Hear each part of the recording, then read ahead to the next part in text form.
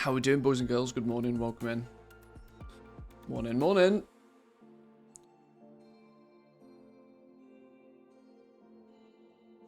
Oh, coffee's good this morning. We've had our first sprinkling of snow here in Finland today. It's a winter wonderland outside. Very chilly. Very chilly. Which is why I'm up early. Way ahead of schedule. Coffee in hand, ready to rock and roll. First thing though, auction houses. Yes. You want to see the if you want to see the mailboxes, you gotta be here early. The early bird catches the mailbox.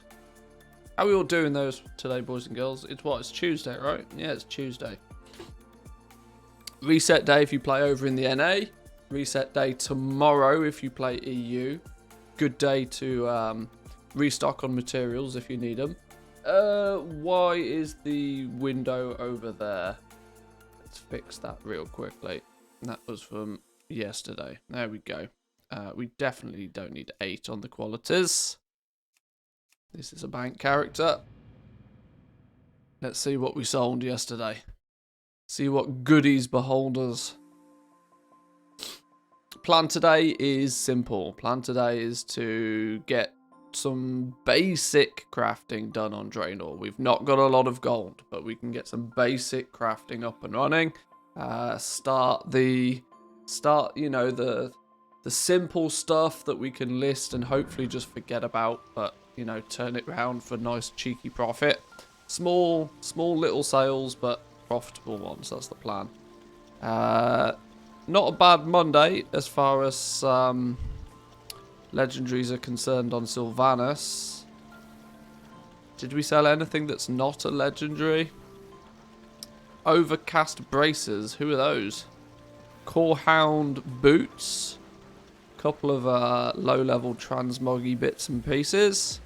Slowly shifting the shit.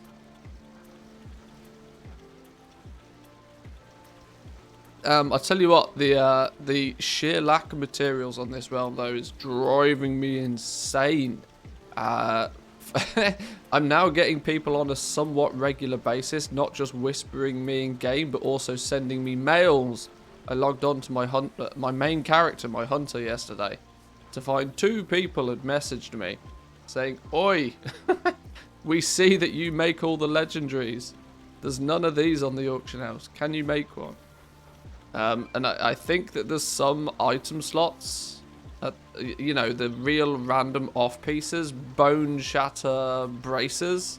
I think I'm the only person on the entire server crafting and selling bone shatter, what they called arm guards. And so all the shamans are like, "Mr. Mantheus, please make me my legendary." And then people getting mighty annoyed when I tell them it's like 80k. And they're like, "Why is it so expensive?" Well, because nobody's been out there farming my materials. It's a crafter's dream and a crafter's nightmare. Because it's good, but it just gives me a whole bunch of customer service issues to be dealing with. It's like patch 9.0 all over again. "Why is this legendary so expensive? What's its crafting cost?" Well, it cost me about 60k. "Then why are you selling it for 80? Well, if it's too expensive, go craft it yourself." "Oh, but I've got to, you know, I've got to then craft 45 legendary." Yeah, that's what I did.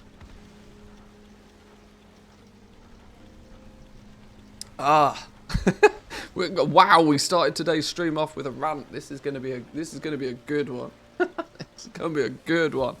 Right, let's grab all of this out. We got space for it, we do. Is that... Oh, I don't know how much I spent on materials yesterday.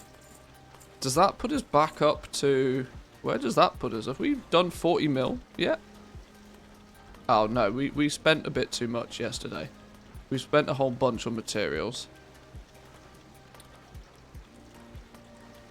Getting up there.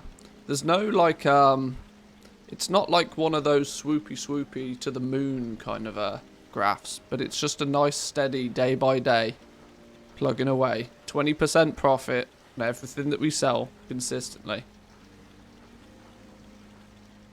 You've got a monopoly now, no need to care on customer service. Isn't that how the big companies do it?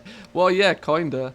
I mean, I should just, you know, put my fingers in my ears and just, like, list everything for whatever price I want on the auction house and you know, hope I win. That's the plan.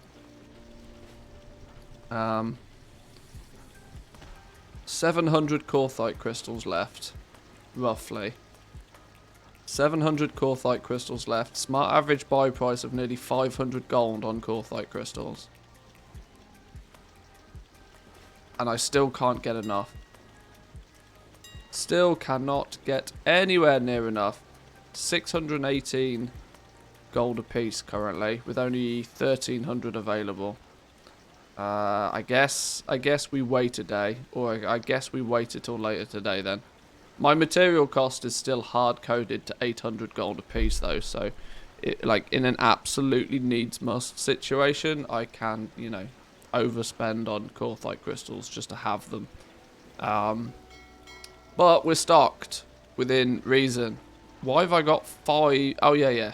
I was like, why have I got 5? And then I realised it's the Grim-Veiled Cape. That's fine. That's expected. That was planned. Do not panic. But this should be 7 million gold worth of rank 6s, which I hope to sell most of in the next few days. Is the plan. That should push us surpassed 40 million on this realm. It should be good times. Should be good times. This is the good thing now. I can take a breather for a couple of days on materials, let them restock up again, because some of the other materials are also getting ludicrous. Some of the leather on this realm just doesn't exist. TSM was trying to tell me to make all my Vestige of Origins for leatherworking with leatherworking, because it was saving me like, I don't know, like 1,000 gold over doing them with jewel crafting. And I was like, no, I'm going to prospect to lithium and I'm going to make my vestiges with jewel crafting because I need the callous hide. There's 4,000 callous hide available for like 40. I mean, I can't buy any decent quantity of callous hide for less than 53 gold a piece. I can't buy any heavy callous hide because it just does not exist. There is, and I don't have any. This is the serious problem. This realm is just goofed for materials. Everybody still wants their legendaries because there are a couple of reasonable guilds on this realm still. They obviously just want their legendaries, but nobody's going out there farming mats. And if I'm not missing Corthite crystals, I'm missing, you know, just base materials, which is just dumb. But we can put ourselves to work just real quick. Hang on, deselect all groups. We can put ourselves to work real quick, just restocking these. Apparently we have enough enchanted lightless silk, okay. I made a petition to Trade Skill Master yesterday to increase the maximum crafting queue quantity. Currently it's capped at 2,000, which I think in today's age is bonkers. You're telling me there's never a situation where I want to craft more than 2,000 of a thing? Yeah, that's not happening. Like I could list 15 materials that I want more than 2,000 of that are crafted. Intermediate materials. You got what? Like heavy desolate leather, heavy callous hide, enchanted, probably shadowgast. There's so many of them. And I want to use TSM to do exactly this. I just want to say, right, what the fuck is it I'm missing to just have a stockpile of these intermediate materials? We need a lithium ore and we need heavy callous hide. What we can do is probably, if we've sent the materials to a character, we want to probably leave them there. Right. Is there any lithium ore then? Oh, okay, task list goes over here. Lithium ore, 95 gold apiece. Ouch. 30, just buy what we need. 4,000. Believe it or not, 95 gold a piece for lithium is genuinely a good price for me right now.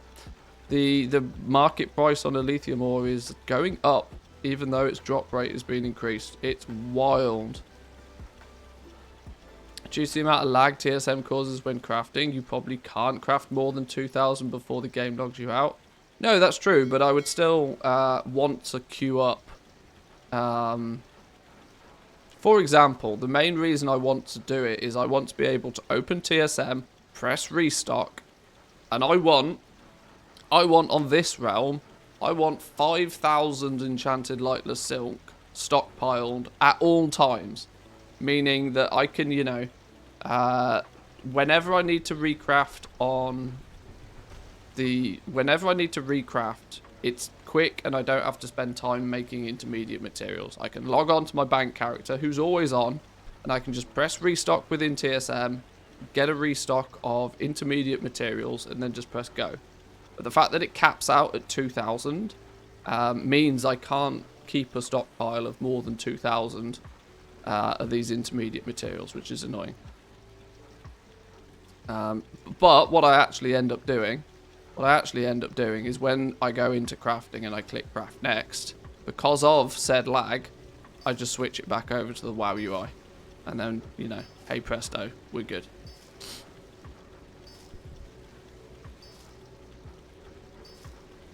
And now it will stockpile up a bunch of the intermediate materials. So, yeah, it's weird. I use TSM to plan and prepare. And then soon as it's running, I just turn TSM off. Because it, you know, it makes too much lag. Right, let's get a restock. A quick cancel scan on legendaries over here.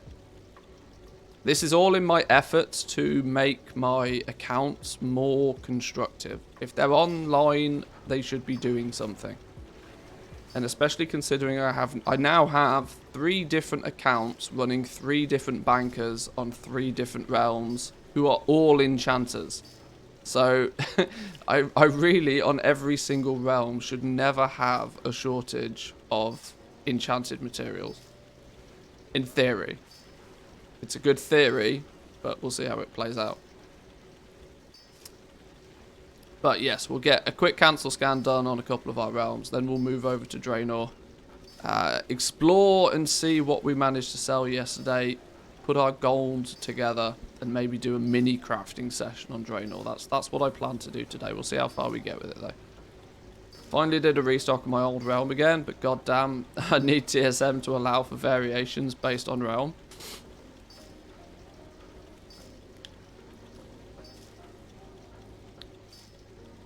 My low pop realm, I don't need 10 of each glyph. I just need 1.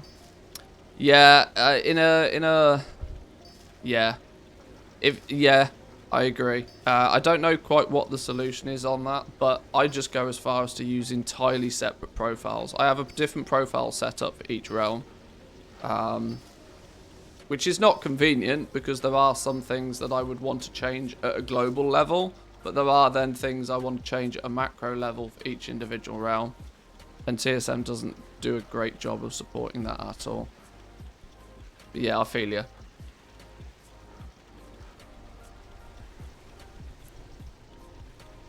Haven't watched a stream in a while. What realms are you keeping active now in 915? I'm pissed I didn't massively stockpile Korthite crystals.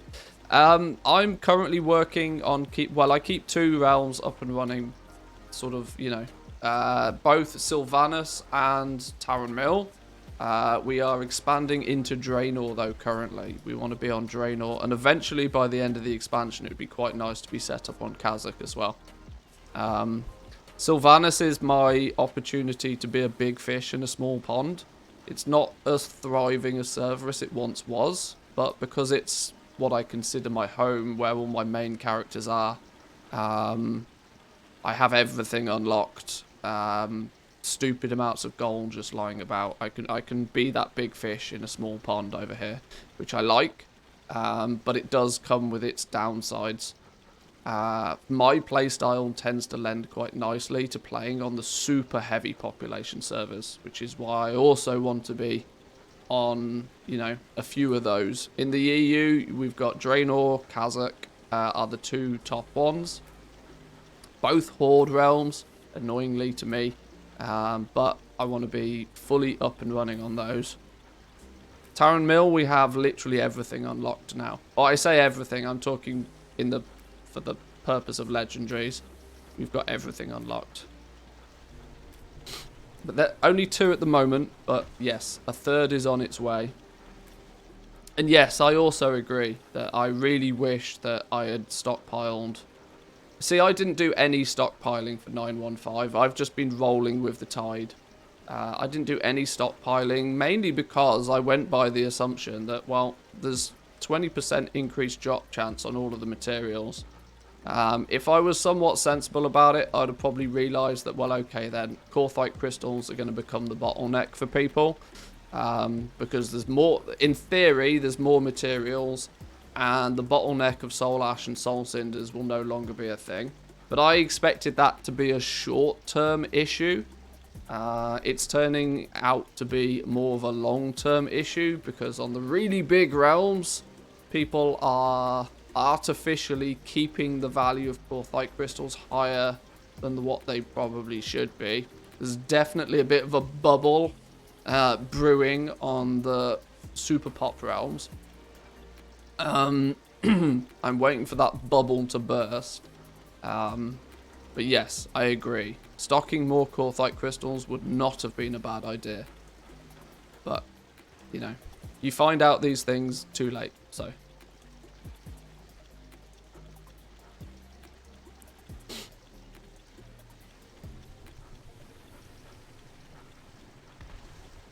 How many we still got? Oh my god, loads of cancels. If we need... What's going on here? Why is this stopped doing its thing?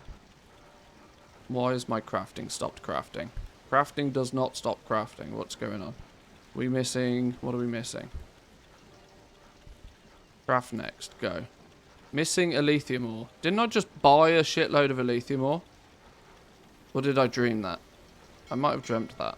Or did I buy it and not take it out the mailbox? What is it? Did I not just buy a whole bunch? What? Maybe coffee needs to kick in. I swear I just bought a whole... Or did I buy... What? Hang on. Hang on. Game, you're doing silly things on me now. Oh no, you're coming to Kazakh where I am too. I want to try and expand to 1 to 2 more realms for 9.2. Seeing a very interesting realm with pretty low population and a lot of cutting edge guilds. Could be a big fish there. Feel like you on Sylvanas. You definitely bought a lithium. Yeah, see, I thought I did as well. It's a nice position to be in, being, you know, the big fish in the small pond. Although it is much harder to get there than it is on a high pop realm. Because you don't necessarily have the turnover that you have on the high pop realms. Sure, you can craft things and list them on the auction house and don't have to worry quite so much about cancel scanning, but you will sell less than a third of what you would sell on a big server. So it's kind of 6 of one, half dozen of another. It's really nice being that big fish in a small pond, but it's arguably more difficult to get there on a lower population realm.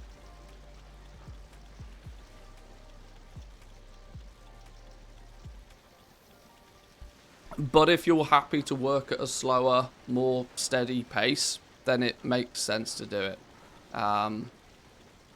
All of this doesn't really work very well with my personal playstyle, which is why I'm moving slowly but surely to the super population realms, because I want that fast, quick, super speedy.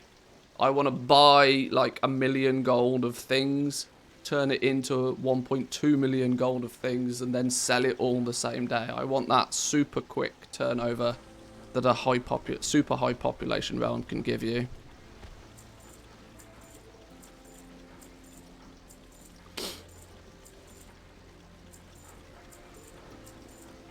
Why do I... Well, I'm not quite sure why I have all the trash in my bags, but it should get put up on the auction house now. I think some stuff expired. I think that's probably why.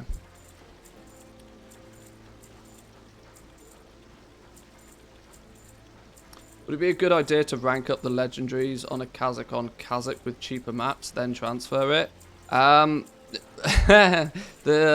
In theory, yes. In theory, yes. But don't forget that materials, like, do your homework on that one, because materials on Kazakh are not cheaper right now. This is what I was saying a minute ago. The material prices on the super pop realms are super inflated right now, artificially so. They shouldn't be as expensive as they are, but they are. So materials, although there's lots of them, they're not cheaper. If you do the comparison, and because also you've also got to remember that, you know, TSM's market value and, you know, the actual price that people pay for stuff are usually two very different numbers. Don't get suckered in by false numbers. Hello, wife.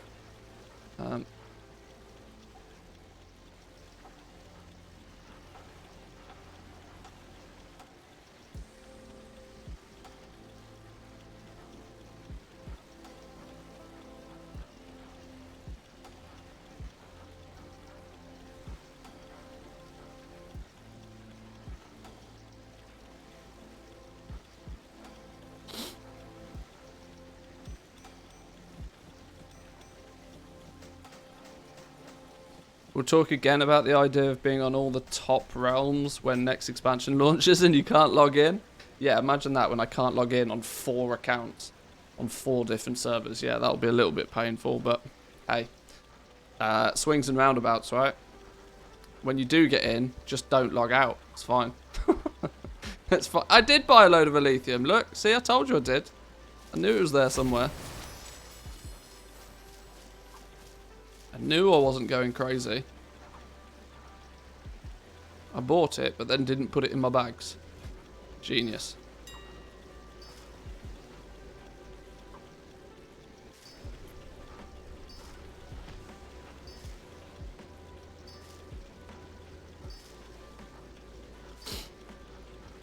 I think we need to upgrade to 4K resolution.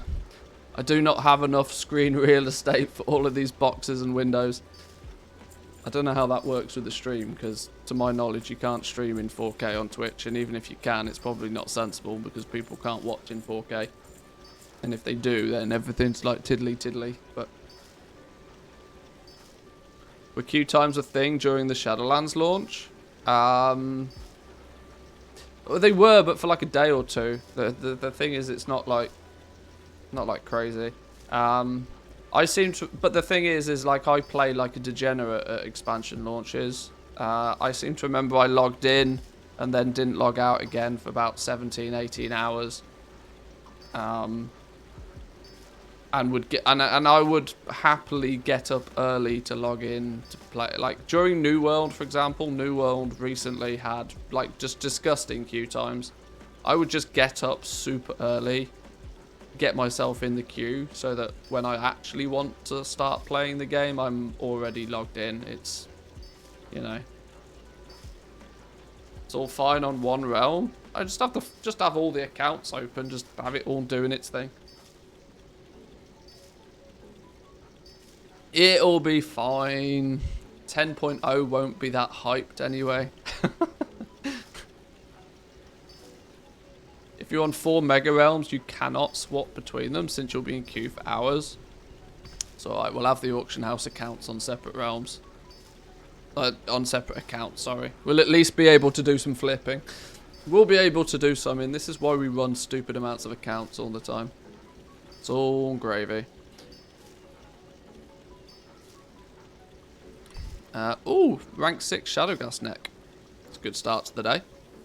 Very good start to the day. Right, let's leave those there then. This account can just be ticking along nicely. Let's move over to Tour and Mill, see if we sold anything at all. Probably didn't, but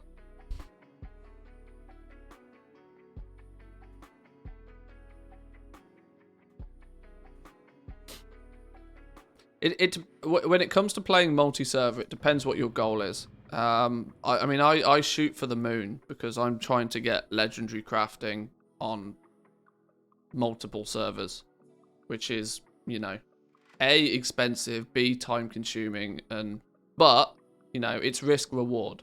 It takes a lot of time and effort to set it up, but once it does get set up, you're just flying, right? Especially considering we've got at least a year of this expansion left. There's at least 12 months of this expansion left. We're only halfway through, and if I've been able to get 2 realms fully set up in the first year, I've been able to amass close to, I think, about 60 million gold so far. I would hopefully be able to double, if not triple that in the next 12 months. So that's my plan. But see, this is the problem, right? Materials are just not cheaper on the big realms. There's a fair few Korthite crystals, not even as many as you would hope there to be, but they're 1,000 gold apiece. Like, just almost no questions asked. This is your problem. This is the problem. There's always a bottleneck on something.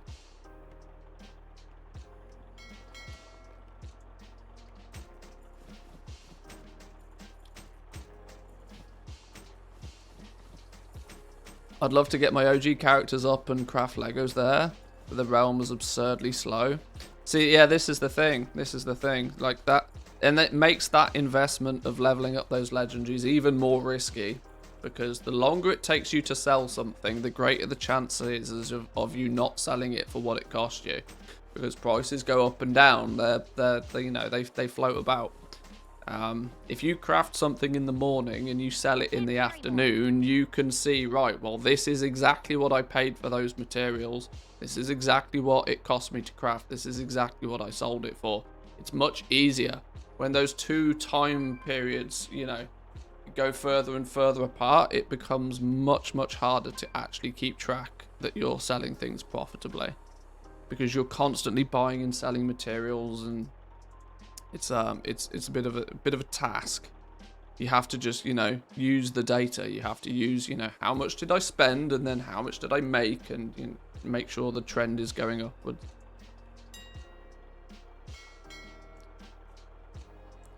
It's actually not as complicated as I sometimes make it sound, but this is why we use TSM though, because it does a lot of the heavy lifting for us. You set TSM up to make sure that it, in theory, never posts anything for less than what it cost you to craft. It's not foolproof, not by any means, but you know, it's kind of hard to lose with TSM once you've got it set up. As long as you're at least willing to be a little bit patient.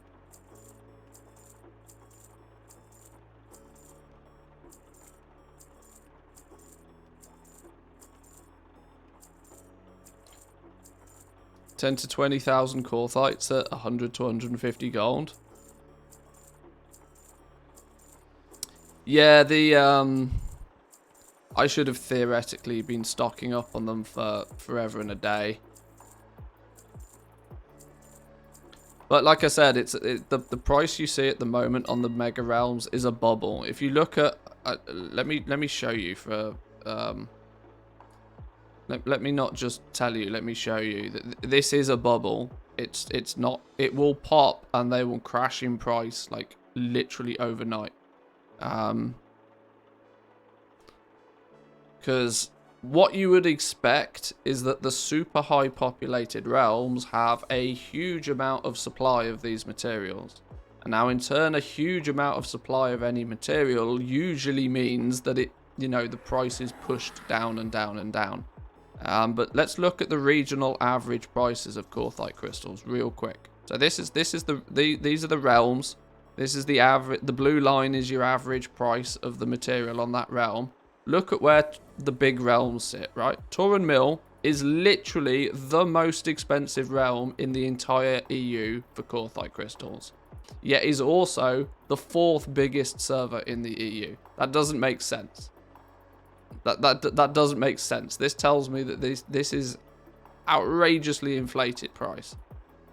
Very close to it, boom, Draenor. The second largest realm in the entire EU has nearly the most expensive market value on Korthite crystals. Kazakh is going to be somewhere near. Twisting Nether, another super high population realm. Kazakh. See, you've got all the big realms where you would expect materials to be at the cheapest on their biggest realms because there's lots of people out there farming, gathering them.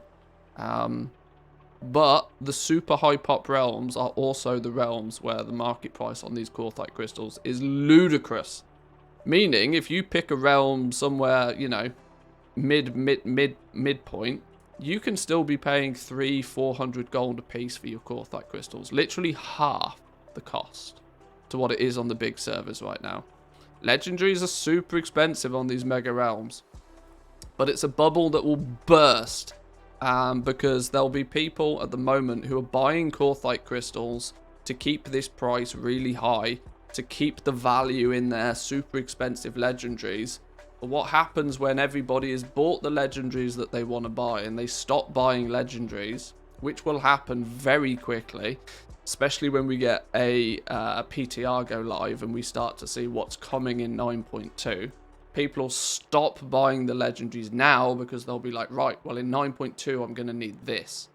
And when people struggle to start selling those legendaries again, and stop buying all of these Korthite crystals and just hogging onto them, the price will just tank like a rock.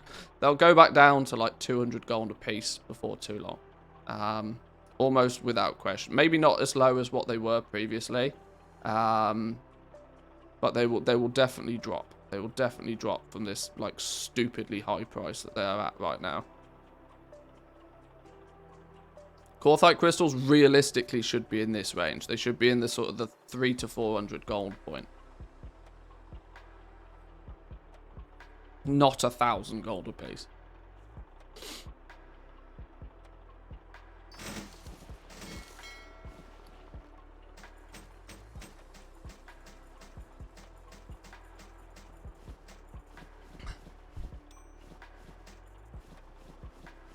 Unless I am completely wrong, and people on these super high pop realms, simply on the basis that there is so many people, do continuously buy 100,000 gold plus rank 6s, even up until the day of patch 9.2.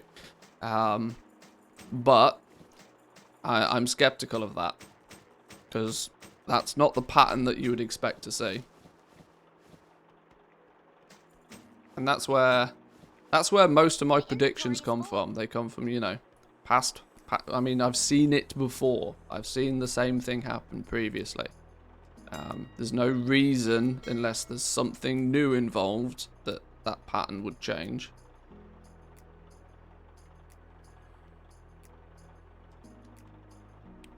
Yeah, even just flipping Korthite crystals would have been absolutely mental. Just buying them at 200 gold a piece for the last couple of months, to then sell them back out at even 600 gold, you're still tripling your investment without doing anything with them.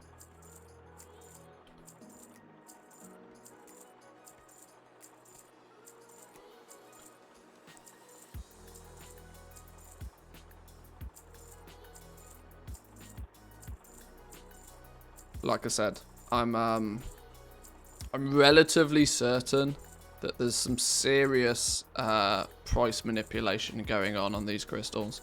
The super rich goblins are trying their hardest to keep these Korthite crystals at a high price, I feel. Because it only prevents more people being able to get into the legendary market. Korthite crystals are kind of meant to be a catch-up system. When they're super cheap, they act as a catch-up system, as they allow you to make higher rank legendaries before you can even normally craft them. You can make a rank 4 from just the rank 2 pattern, assuming you can get your Korthite crystals at a good price. On the super pop realms, not an option. Not an option. Which is preventing people from being able to get into the legendary market.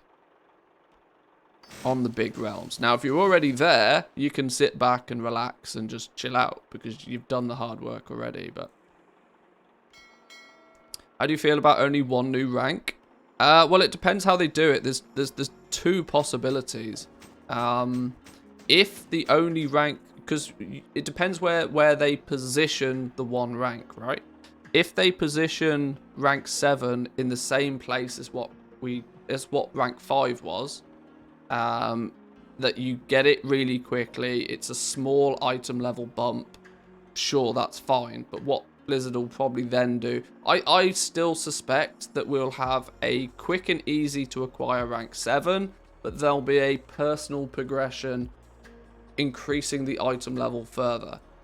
Rank 7 will, you know, you get your base item, you go craft your rank 7, but then you can incrementally increase your item level. What's it called? Cosmic Flux.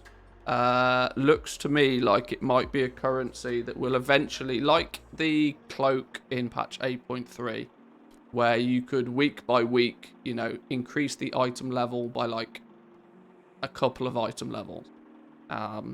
A sort of a personal progression ranking system for it. You get to rank 7 becomes your baseline, and then you step it up from there. That could happen. If that happens, then people will get rank 7s pretty quickly.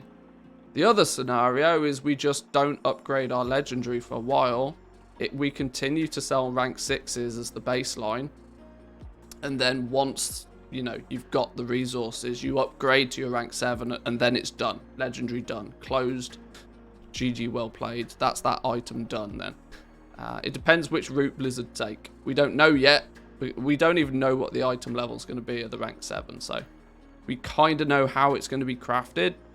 But it equally feels very much like they just copy-pasted the system from 9.1, so I equally expect many things to change before 9.2 goes live.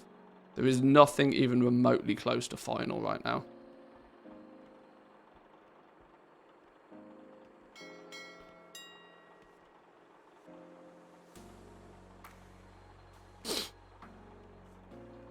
Similar thing happened on my server. Plenty of Corthite, but low amount of materials. Somebody cleared out lightless silk, callous hides, and lithium yesterday. If it was I mean, I did exactly, yeah, legendary materials, I'm just cleaning them out on one realm. I'm just cleaning all of the materials out on Sylvanas, to be honest, though. There's little choice in the matter. But I'm not buying materials at these stupidly high prices, nor am I doing recrafting over here. You can see that there's some professions where I just don't have stuff to sell. I don't really have, I mean, I literally have 2 rank 6 Shadowgast pieces for sale. That's it. I literally haven't crafted any. I mainly, if I restock, I tend to restock on rank 4s at the moment, but even that I'm not bothering to do. The materials are just a bit loopy at the moment on this realm. But I've done the hard work on this server, right? This is not a great time to be making gold on this realm. Materials are all over the place. Competition for people trying to sell things is absolutely crazy. So I'm happy just to sit back and wait. 9.2 will be when we can take the 20 mil that we have here and turn it into 30, 40, 50 mil. That's the plan.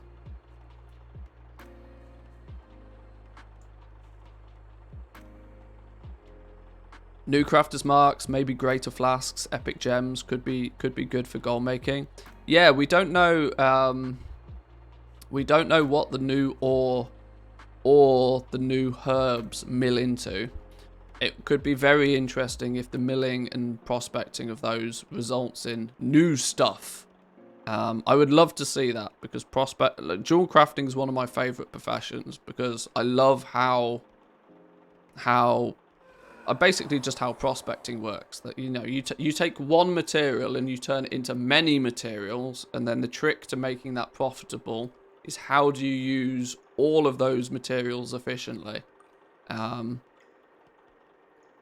that kind of, you know, that misty grey area because of prospecting and milling is where you make your gold, because it's much harder to, you know, track down, you know, definitive crafting costs, and people that then do it at scale have a much greater advantage.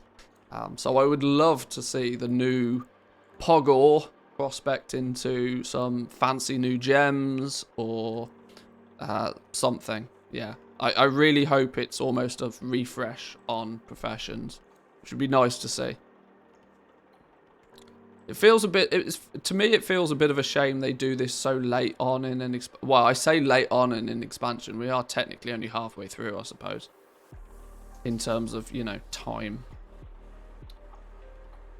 Yeah, I guess when you think about it, we've had a year of Shadowlands and we've probably got another year of Shadowlands. So we're technically, I guess, only halfway through the expansion, even though we're talking about what will ultimately end up being the last major content patch. I think we're good on this realm for now. We've relisted stuff. I'm not buying materials. I'm happy to chill. Did we literally not sell anything? I genuinely don't think we sold anything, did we? Okay, let's close this one out for now. We can load up on. Do we need this account open right now? Yeah, because it's crafting. That's why. Yes, because it's crafting. Actually. I know I've just closed it down, but let's bring that back up because we should do the same on here. We should get intermediates crafted.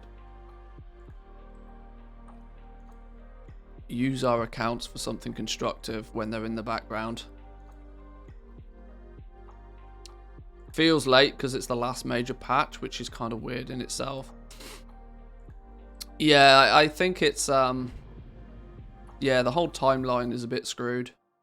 It would be well, in normal patch cadence system, by now we should have had patch 9.2. We should be physically playing patch 9.2, and we should be living the high life of brand new patch, new content, and then we should be, you know, thinking about the last major content patch coming in 4 or 5 months. We shouldn't be thinking about what is going to be the last patch, but we are. So let's do crafting ops. Do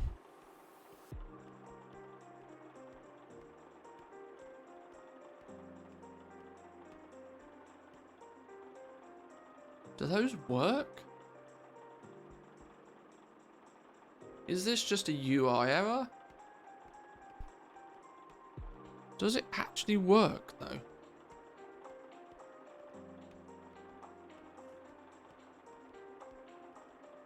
Because it says for max restock, the max supported range is 2000. Yeah, I've got a crafting operation that's set to 3000. Does that actually work? Is it just a UI error? Does it actually work though for like... Huh. I might have complained about something that if I was to just try it would actually work anyway. TSM groups. Deselect everything. Why have we got crafting operations for pets here? What's going on here? Something's gone a bit weird.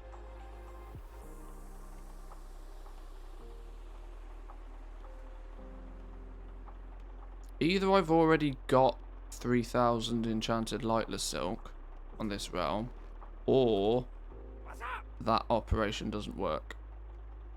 1664. Yeah, that operation just doesn't work.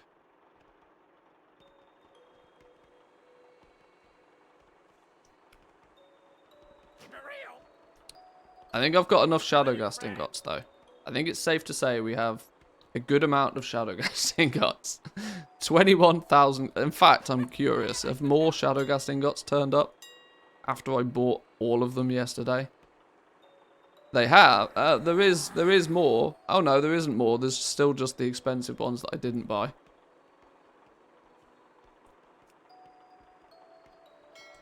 Okay, so that operation doesn't actually appear to work.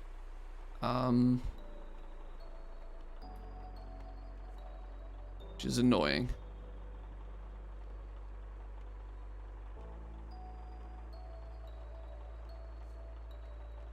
even though it is attached to there. So I guess we can't actually set this to more than 2,000, which means we just delete it. Materials, enchanted reagents.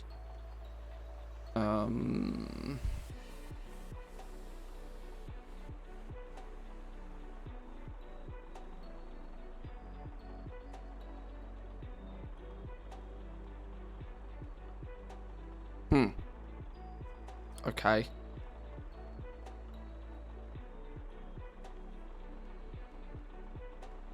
Do I actually have... What? It still doesn't seem to be doing what I expect it to do. It should still be crafting more of those. Have I got some profit set up on that? I don't think I have. Crafting operations, 2,000. Minimum restock, 200. Restock up to 2,000 of them. Ignore profit, because it's for intermediate items. We just want them. Why is that not restocking?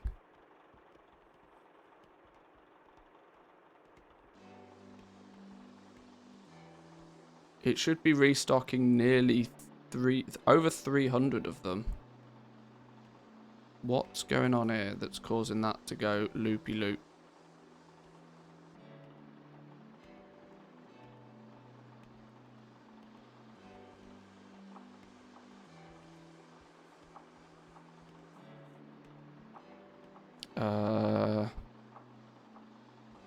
Now I'm confused.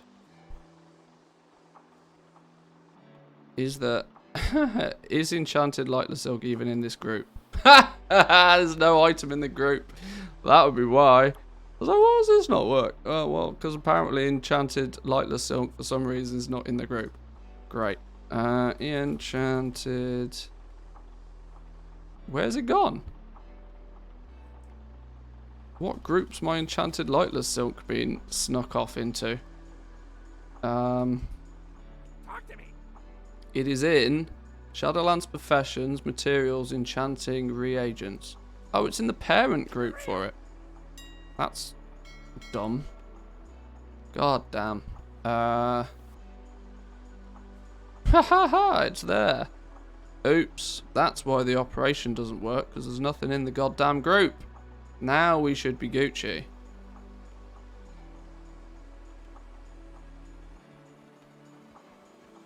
Haha. Bingo was his name, oh. Right. We need a lithium ore. Alright, well, let's just open that. Right, go.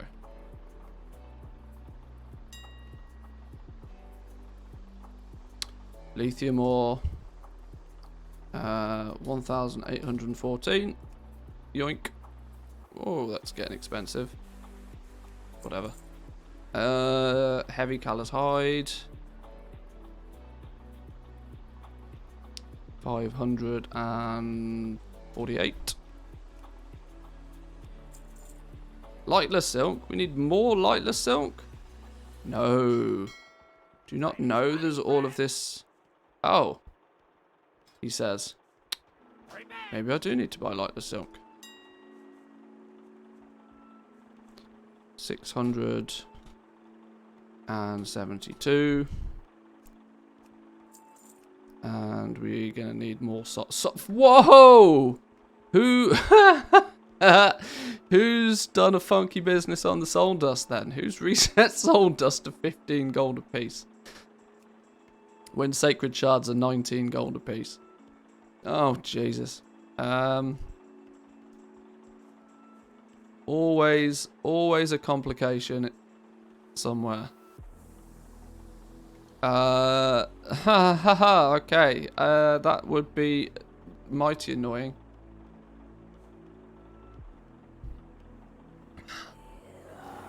Soul dust has been 15 gold apiece on my high pop rail for months. It's because nobody's turning sacred shards into soul dust for like free money. Sacred shards at 19 gold apiece makes your soul dust like 6.5 gold each cost. You buy them at this price, you shatter them, you sell them, win. Once again, it's a scenario that nobody's doing the manual labor to downgrade the materials. Although yeah, nobody, just nobody's doing the hard work of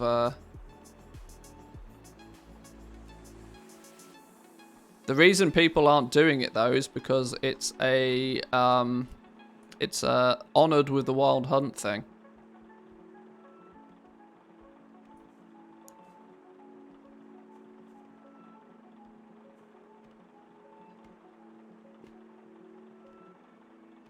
You can turn all of the material. You can take eternal crystals into shards and shards into dust. You've been able to do that since day 1 of the expansion.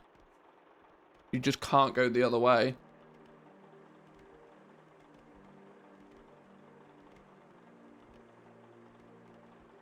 But it means people like me who are lazy. Well, I only apparently need 68 of it, so if it's expensive now, I don't really care, but that's ludicrous.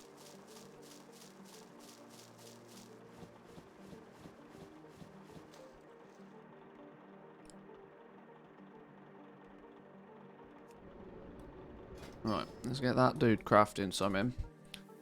So both bank accounts are now crafting stuff.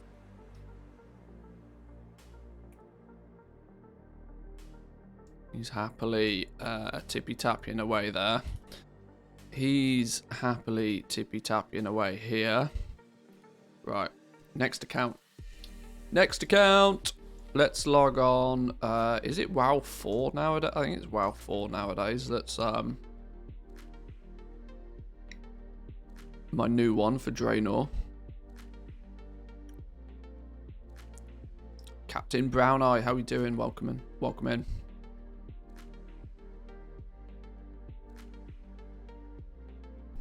Let's load this dude up. There's a mail symbol, and that means we sold some in. Let's see how much gold we got to play with on Draenor then. See how much gold we got to play with to do some simple crafting.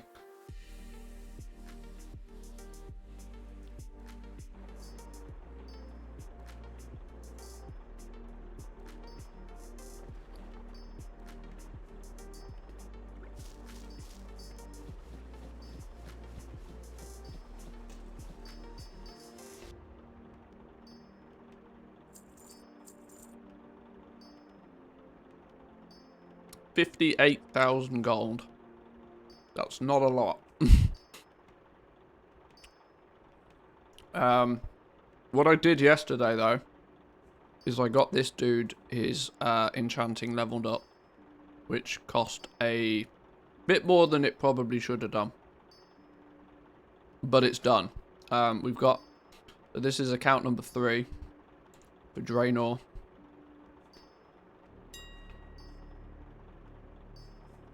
Same situation over here. Look, people are not shattering shards into dust,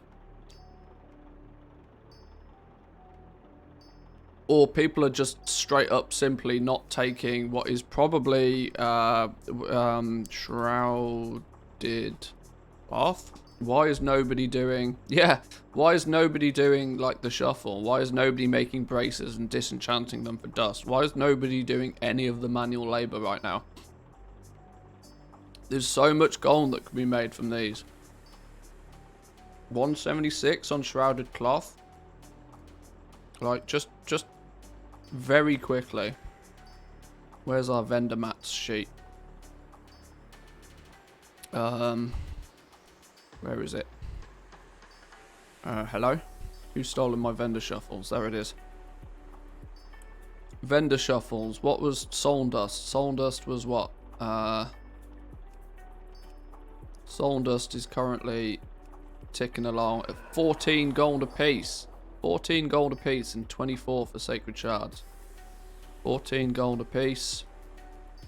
24. Yeah, your cloth is 1.7. What are we saying? Yeah, bracers, get on it. 8 gold profit per bracer you disenchant. That's ridiculous return on investment. Costs 27 gold of materials can turn into 8 gold profit. 8, 16, 24. That's nearly a 30% return on investment for just standing there crafting braces, then disenchanting them. 30% return on investment on a disenchanting shuffle. Get to it, people. Actually outrageous. Even flipping vendor shuffles, robes, at that price, you can still turn a profit just by vendoring them.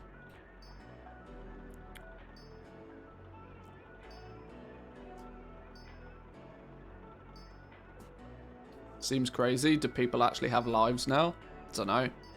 To be honest, though, the reason the reason that people aren't doing this is quite simple. The reason people aren't doing this is because this is not as profitable as spending an hour running around doing some herbing or mining. Like, this is the thing, right? People do the most... Even farmers are sensible enough that they will tend to do the most profitable thing that they can with their time. At least some of them. Now, the vendor shuffles, although we can quite clearly see here that they are profitable, they're just not quite as profitable as doing something else, which means they will go out and do that something else. What did we say here? Like 8 gold profit on a disenchant. So let's say you're doing 1,800 crafts / disenchants an hour. Multiply that by 8. It's 15k gold an hour. The problem is you can do 25,000 gold an hour with some herbalism and mining right now, which is why people aren't doing this, because there's a better path for gold making currently. That's the problem. But then stupid stuff like this happens, where your soul dust is like the same price as your flipping sacred shards. But anyway, that aside, let's get some of these materials just quickly put back on the auction house. See if we can sell these out real quick. Whoa, whoa, whoa, whoa, whoa, whoa, whoa! Don't be doing that to me. Just sell out these basic things.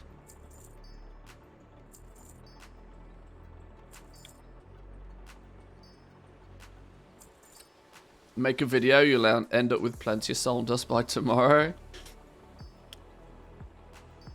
Maybe. Right, let's open account number 4. Let's really push the PC to its limits. And let's maybe start doing a bit of crafting on Draenor. Let's take a little look at materials, actually. Oh god, I'm gonna need to color code these accounts, aren't I? How can I color code these accounts so I know which one's which? I guess gold is a good indicator for now. Maybe. Let's fill our list with materials so that we can see what's cheap and what's going on. Lacerite ore. Lithium ore. Solinum ore or something. Oxane. Sinvir. Phaedrum. Is that the ores? That's the ores. Who's put sacred shards up at 4 gold? I'm going to buy it just because you're annoying me. You're making my numbers look funny. Lacerite ore. Somebody's putting a lithium at 9. Thank you very much. I don't care for your stupid...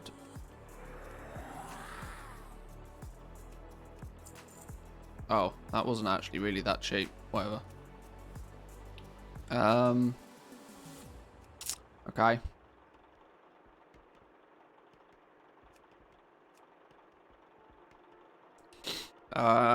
We need to do the leathers. So, desolate leather. Whoa! Over 1 million desolate leather. at 6 gold apiece. Ouch. Desolate leather. Heavy. Desolate leather. Callous. Callous hide. Heavy callous hide. Enchanted heavy callous hide. Lightless silk. Enchanted lightless silk. I guess we should do enchanted lithium bars. Just keep our eyes on the price. What else am I going to need to keep? Have we got cloth on here? Rounded cloth. All I basically want is a nice shopping list of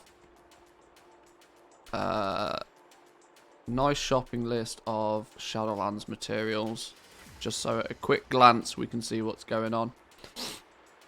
I probably should put the herbs on here as well, really, even though I don't have any need to buy herbs. Death Blossom. No, what? Is Death Blossom 2 words? Apparently it is. Death Blossom. Vigil's Torch.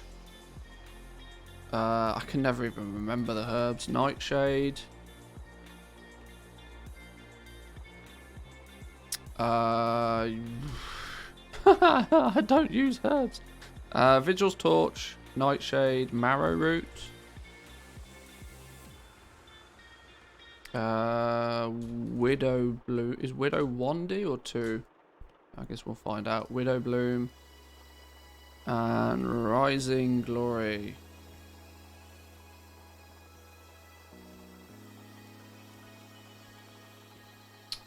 Okay.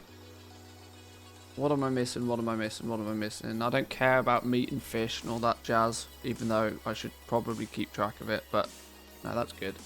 It looks like to me then to do, we're going to maybe pick Jewel Crafting to do some simple bits and pieces, because Leystrite ore is available at a reasonable quantity and it's not too expensive, and if we, that will also then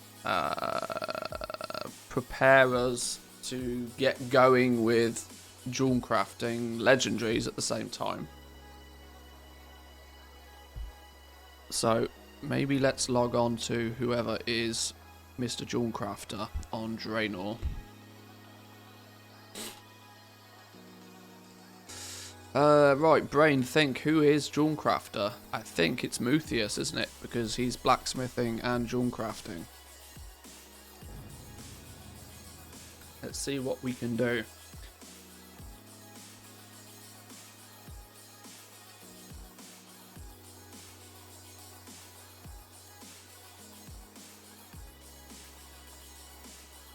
There's literally no better combination than coffee and chocolate. I don't know what it is.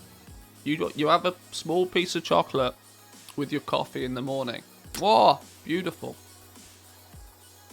I mean, chocolate for breakfast is not a good idea, kids, but I don't take sugar in my coffee.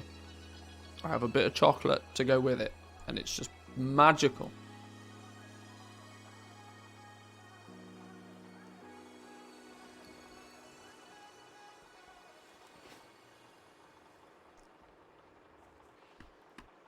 Right. I've imported, from a crafting perspective, I've imported my Patreon groups and operations. I'm going to make a few slight adjustments, as these are currently set up to, I believe, craft 3 168 gear, which nowadays is a little bit overzealous. We'll craft just a single one, but assuming that there's at least a little bit of profit on it.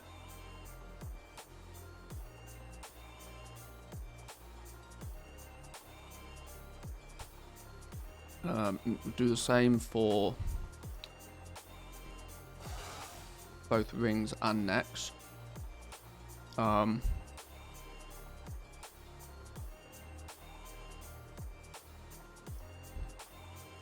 It's also set to 5 item level 200 stuff. And 3 item level 230 stuff. By the time we get there, that's probably not too bad. We're actually, if we put our mind to it, we can probably unlock 230 today. We're still a little bit far away with our Death's Advance rep to get item level 200 gear just yet. But we can at least bang out some of the low level stuff that's at least advertised to be profitable.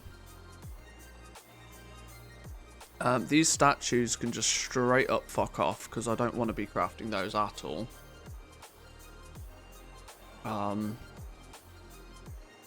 Clusters. We will craft and sell clusters and duplets where valuable. That's an outlet for some of our gems. Okay, jewel crafting looks in good situation then. Let's do our first little crafting on jewel crafting. Deselect all. Let's go jewel crafting. Right, restock selected. What do we got then? 14k of materials with a potential 250,000 gold profit. Okay, something's a bit skew with there. Something doesn't make sense, but it's fine. It is probably because something is arguably like claiming to be, yeah, a versatile lace strike choker is not 22,000 gold. There is some wild prices then apparently that we need to control. We need to pull back on some of these ludicrous prices. That's fine. But hey, 1 or 2 Hail Mary sales along those lines could be quite funny. What do we need then? We need a bunch of everything. Whole bunch of everything. We need a bunch of Anger's Eyes. We need a bunch of Crafter's Marks. We need to make the Deadly Clusters. We need a lot of stuff. So let's buy in some. Let's buy in some cheap lace. In fact, do I need to? I need to do a little bit of configuring of material values. I've not set up this realm to do any crafting at all yet. Let's check just real quick that all of this is as I'd expect it to be. Yep, that's fine. Material values. I need to customize material values actually.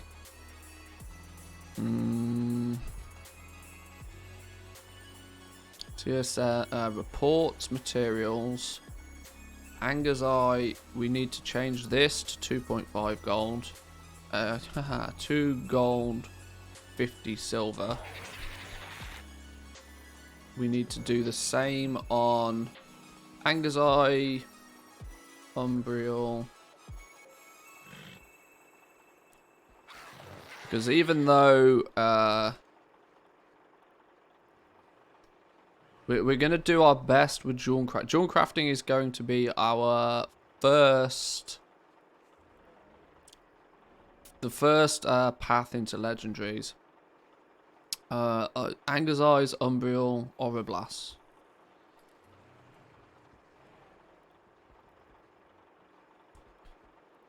Okay.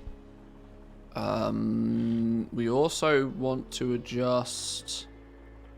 what are they called? The jewel crafting vendor material. We need to put a custom price on that.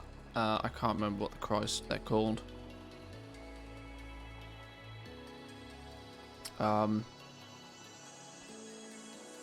Lace strike settings, that's the one.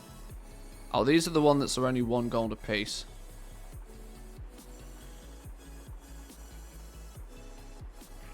Lace strike setting, they're set to 1 gold a piece now. I'm going to just put them to 1 gold manually because they should always be.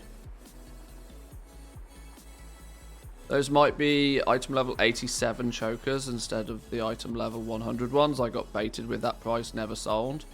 Yeah, but I mean it costs like what, 50 gold to make it. At that level, I don't care. What's the other? Malleable wire. This is the other one that is not 9 gold apiece. We are... Oh, well, this dude's not a goblin, but we have access to a goblin. Which means that there's 7 gold and 20 silver. Maybe let's take a look. Considering we're also a blacksmith. We'll do blacksmithing in a minute. That's fine there. We need to, on the auction house account, we need to then also try and do the same thing. Or this is the downside of running multiple accounts. You have to do this twice. 2 gold, 50. 2 gold, 50 silver. For an Anger's Eye. Umbriel.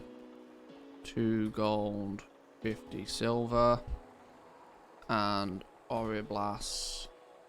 2 gold, 50 silver.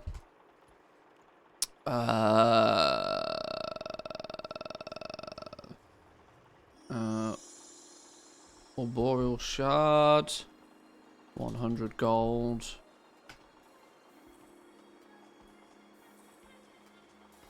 It will turn up eventually. See, it defaults per number of thread to 5 gold, which is bad because it's absolutely not.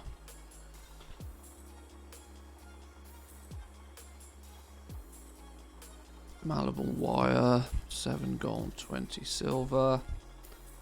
There's definitely some other ones, but I can't think. That'll do for now. That'll do for now. Right, what did our list say? What did our list say? Either way, materials. Gathering materials. We need a bunch of lace strike, right? Let's buy a bunch of lace strike. Bunch of lace strike. Let's see. We've got to be careful. We've not got ludicrous amounts, but let's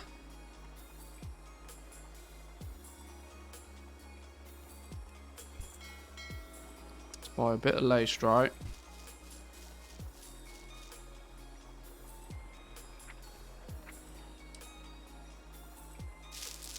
Get that prospected. Get the ball rolling.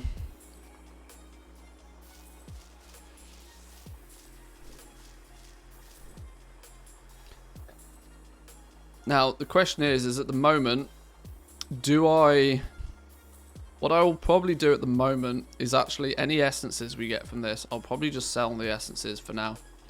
As we're going to need quick turnover. If I use the essences to craft into rank 1s, there's a strong chance that will tie up the gold for just too long. Have new vendor mats been data mined for 9.2? No, actually. Same vendor mats.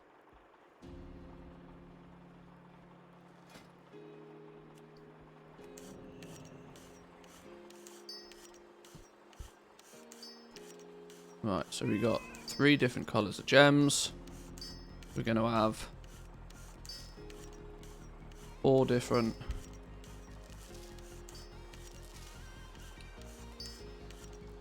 essences. Yeah, I'll probably sell the essences just straight out now. Use guarantee ourselves some quick cheeky profits there. What's Discord saying? I'm being buzzed in Discord.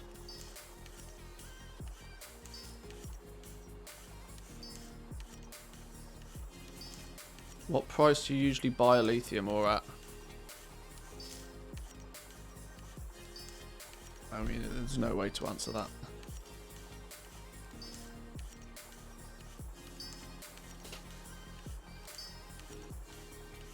Right, so let's get. I'm just thinking we can maybe look at gathering up some other bits and pieces while we're here. We need 1,000 lace strike settings. We need some malleable wire. Oh, this dude is not a goblin, is it? That's going to get annoying. It's going to get slightly annoying that this dude is not a goblin.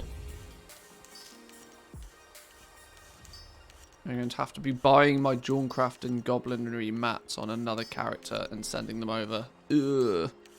That's a bit annoying. There's no way around that though, I don't think.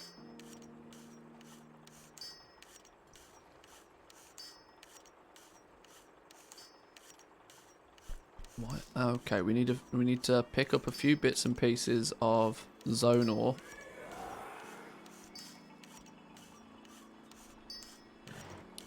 We can get going with that. So Solanamore, 50. We'll just buy 50 of each for now. That should do us from an early days crafting. Phaedrum ore, Oxane ore. Haha, our Oxane ore is the cheapest. It's going to tell me you can't buy your own auction, isn't it? Oh, well apparently you can. And then Sinvir ore.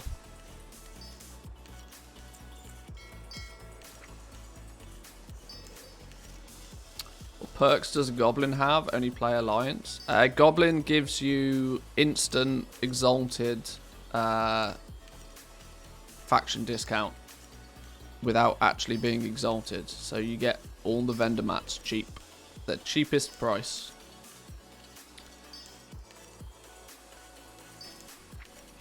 Which is why, from a crafting perspective, Horde get a very tasty advantage. Oh, I've got 83 malleable wire here. Alright, well I guess that will be helpful. And I've got lace right settings.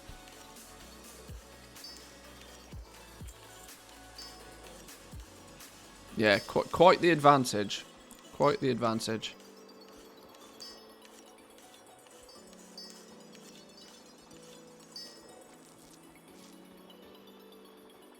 Right, there's some gems, there's some essences. Oh, goody. 25 of the... Oh, weirdly, why is Torment like literally twice the price of Rebirth? That's odd.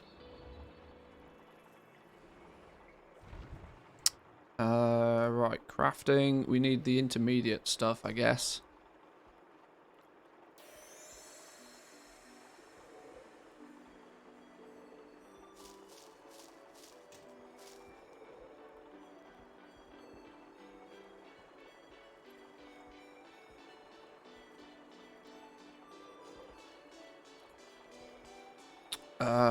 Oh, we need lace strike ore. We should not have prospected all of that, should we? I forget. I've not actually done restock on basic jewel crafting stuff for a while. I forget the ins and outs of how it works. We need more lace strike then, don't we? We need more lace strike. Never prospect your entire...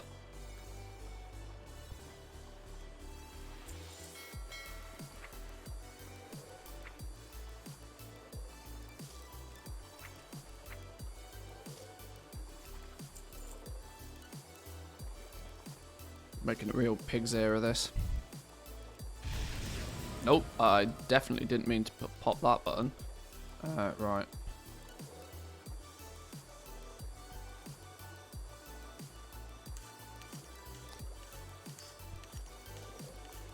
Let's get some stuff going.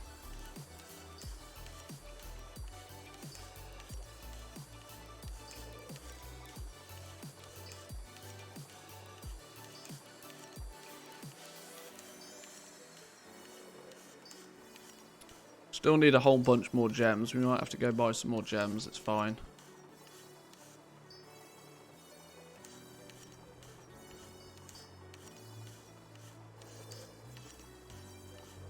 Eventually we'll end up with just way too many gems that it won't be a problem. At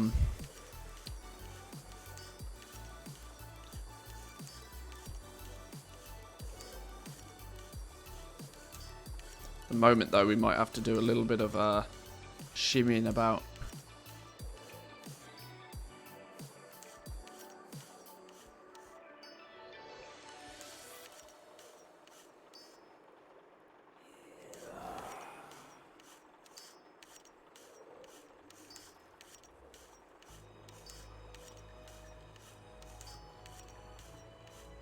Hopefully a bunch of this stuff will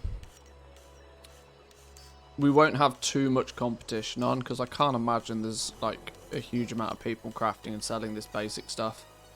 Most people tend to skip this section completely. But I'm doing it for the reason that I hope that it will be profitable and it will sell relatively quick. There's got to be loads of people leveling alts and stuff at the moment. I imagine this basic crafted gear can, you know, you can just bang it out. It's got to be the case, right? We're going to need a lot more Leystrite ore, though, I can already tell.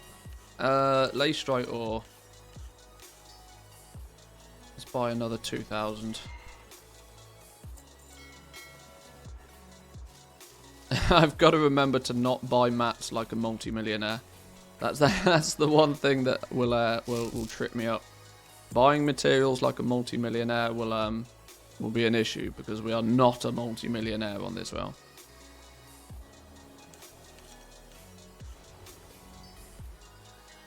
Material list finally updates after crafting an item.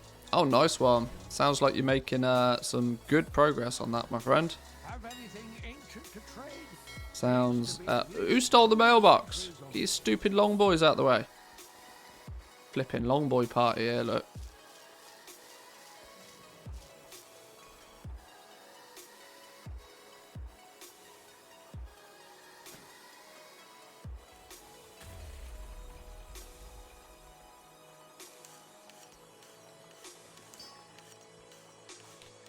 Long boys show off. Yeah, there's a bit of a long boy party going on here.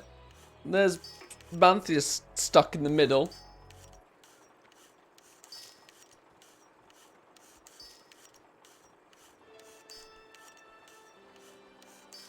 Maybe I can scamaz these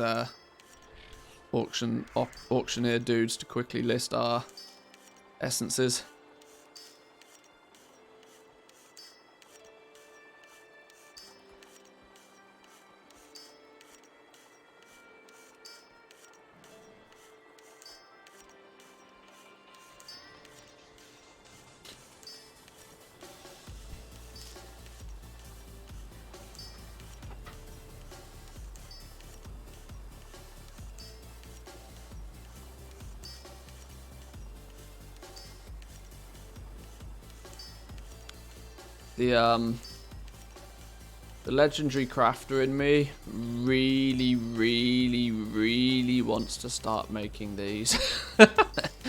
Like, I'm so tempted to just, yeah, maybe I'll just, you know, save these essences for now. But I know for a fact that early days legendaries are going to be a massive gold sink. So I need to make gold before I spend that gold. Staring at my auction house screen and crying. What are you crafting considering our crystals are 850 gold a piece? Well, I'm not, is the easy answer. Tauren Mill for me is just is in holiday mode right now. I'm relisting what I've got to sell, and if it sells, great. And I'm not restocking right now because material prices are crazy. Draenor, I'm just, you know, I don't have the gold to be doing crazy stuff, so we'll get to that eventually. It's not my problem yet.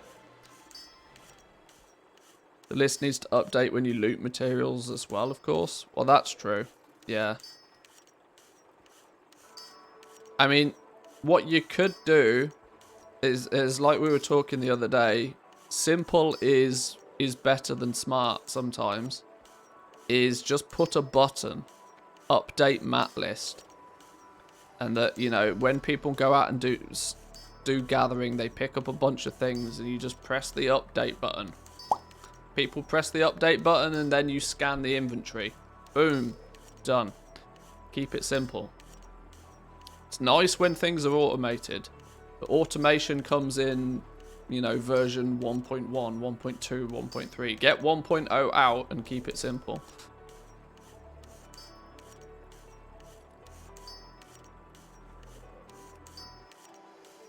Looting materials from the mailbox, just really wanted the counter to update.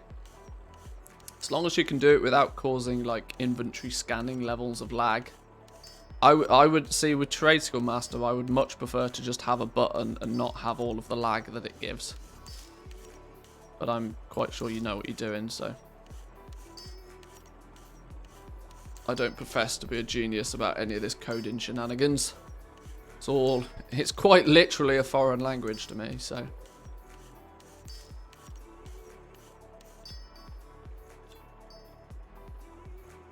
No, there we go. What else do we now need? What else do we now need?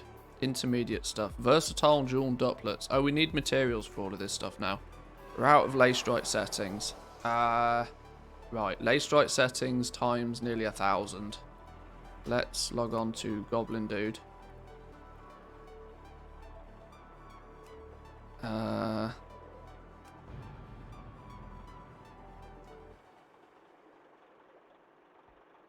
If I restock with LST without having TSM enabled, everything just goes instantly. And I've even significantly improved performance in the last update, so it should be even better now. Good, good, good, good, good. Yeah, I guess I've just become slightly accustomed to crafting lag, because TSM has had it for so long. I kind of just assume it's the default, when in reality I should be, you know, it's not the default, it's just bad. There's no other way to say it, it's just bad. Is there a dual crafting dude? There's a master of repairs dude. Does he sell me what I need? Does he sell lay strike settings? I bet he does. Oh, he does sell lay strike settings.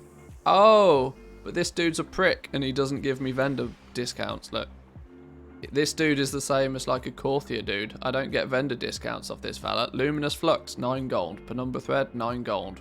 Scamazed. Actual gross. So, I'm going to have to... In fact, where's my Hearthstone set? Boom! Valley of Strength. In fact, no, there's not even any point. Why is my Hearthstone set to Valley of Strength? It should be in the Night Fate zone-y bit.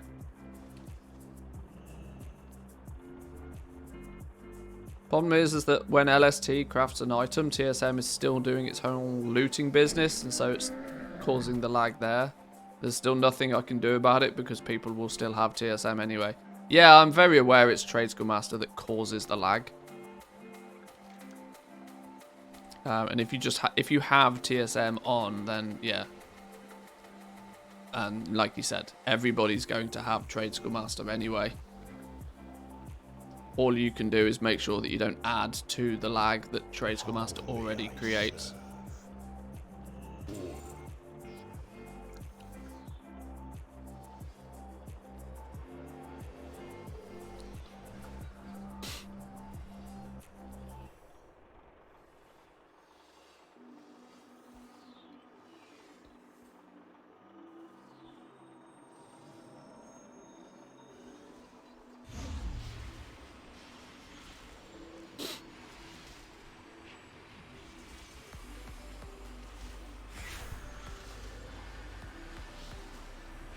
It'd be really nice if I could find a way to pause Trade Skill Master from updating and then tell it to resume again when LST is done. Yeah, maybe. Yeah, see, this is the thing, right? Sometimes simple is having something be simple is better than having something be smart, because sometimes the fact that Trade Skill Master is very smart, the downside of it being very smart is the fact that it adds this layer of lag to your game, which is mighty annoying. I would rather it be a slightly more simplistic system, maybe even a button I have to press, but without the lag. if I would accept, you know, one button press that has 3 seconds of lag. I would much prefer that than half a second of lag every time I loot or craft something. But it's you know, it's one downside against very, very many upsides. So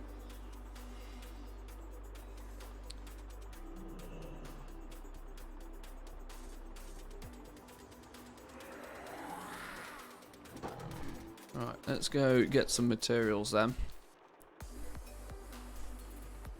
See anything you need? There we go. 80 silver for our lay strike settings. Much better. Much better. In theory, do we want to buy stack load more. Probably not now. In fact, I've realized why we've bought so many of those. We bought so many of those because we're going to be over crafting on other stuff. That's fine. It's at this point I should probably buy some malleable wire as well, but whatever. Why does it now not send that? It should give me a button to send that. Why is it not doing that? Don't know.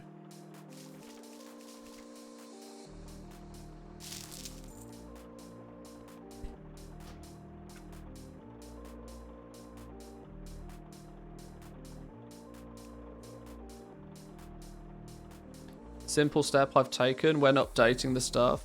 I basically say, is this LST panel open? If it's not, just skip the update. And then when you open the window, it takes a second to update. Yeah, that seems somewhat sensible.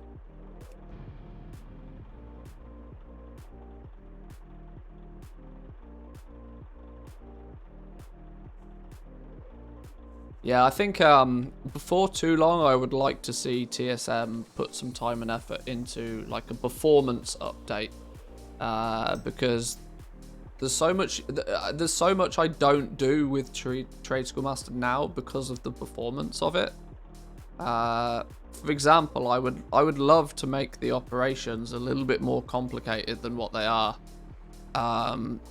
To be a little bit more precise on a few things, but I don't, because if you overcomplicate your auctioning operations, your game lags out and crashes, which is annoying. There's no other word for it.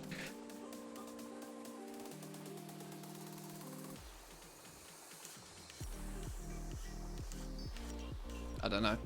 It's annoying because I both love and hate Trade Schoolmaster all at the same time. I love the fact that it makes some things really simple, but there's also a lot of things that frustrates me about it.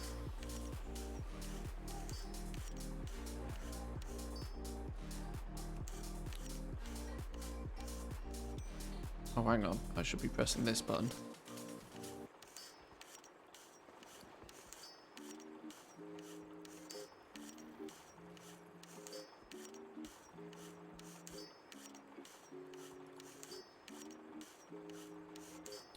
Shout out to my boys in Discord, by the way, that were keeping the that are quickly responding to questions. I applaud that. Thank you. If you happen to be also watching live.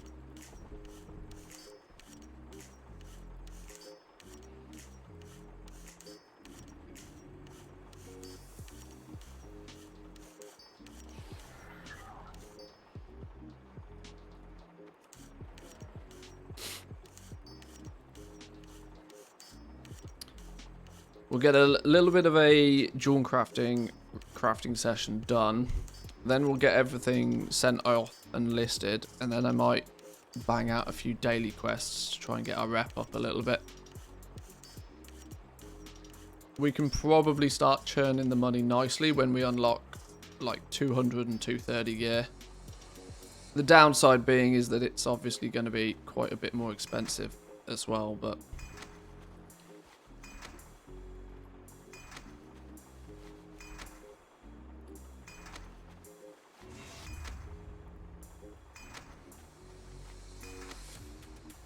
Gotta get the basics done first.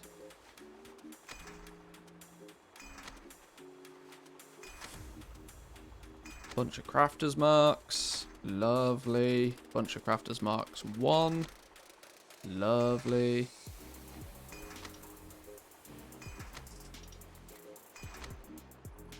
See, for me, this is the fun bit I like about gold making. This is why, like, I mean, I've got more than the opportunity to just, you know, boost a character, give them a guild, give them 10 million gold and transfer them to a new realm and be a millionaire on a new realm instantly. But it's actually this first starting bit that kind of I enjoy the journey more than I enjoy actually just being, you know, having the gold. It's kind of weird, but Jewel crafting and blacksmithing. Really good combination, especially when you get into Legos, because, you know, shadow gas ingots are a thing. Both use ore. It makes it convenient that, you know, you can send all of your ore to one character and it's just there. Yeah, jewel crafting and blacksmithing. Really nice combo. Oh, I like it anyway. So yeah, we're crafting by the looks of things here. A bunch of 117 gear, a bunch of 87 gear. Phone needs to go on guard.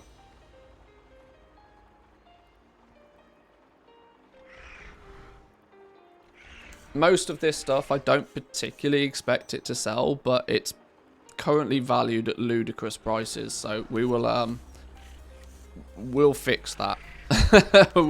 we won't be playing that game. We'll be posting things a little bit closer to something realistic.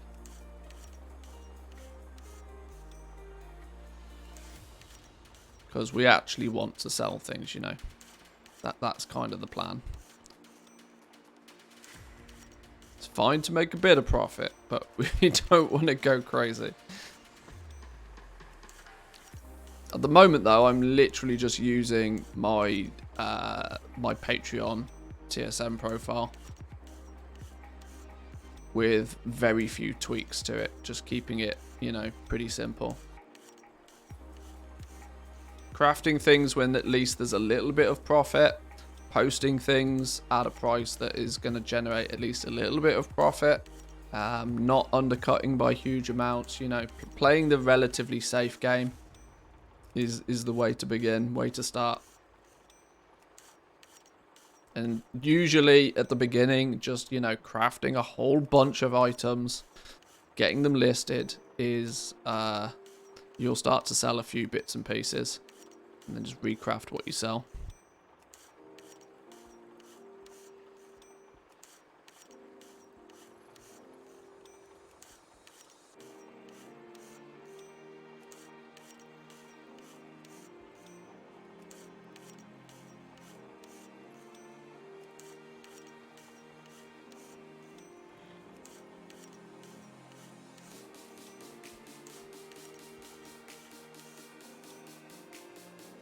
Right, crafting a whole bunch of the duplets and stuff right now is maybe not the most sensible.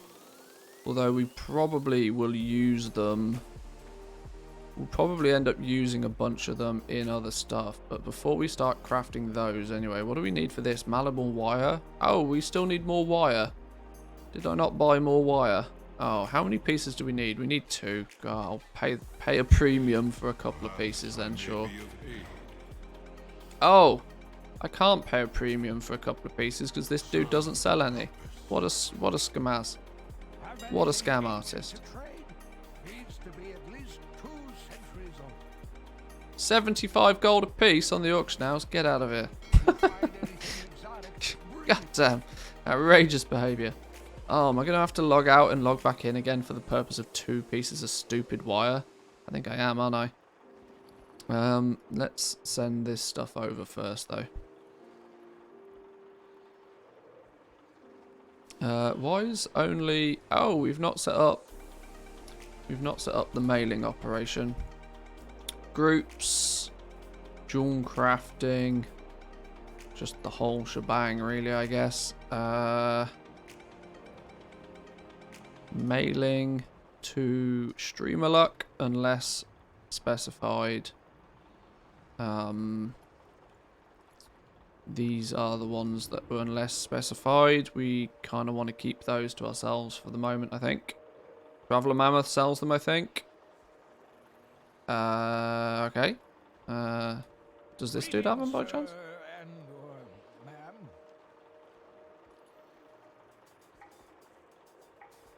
Come back with some better stories.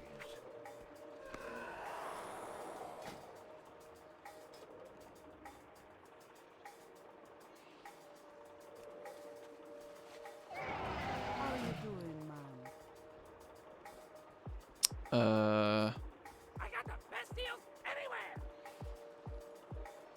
Boom. Thank you. Keep it real.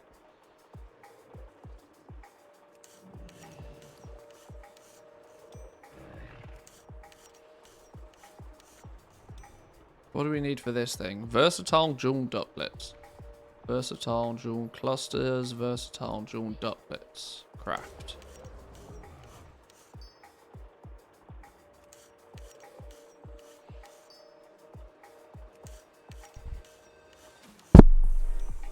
Right, there we go.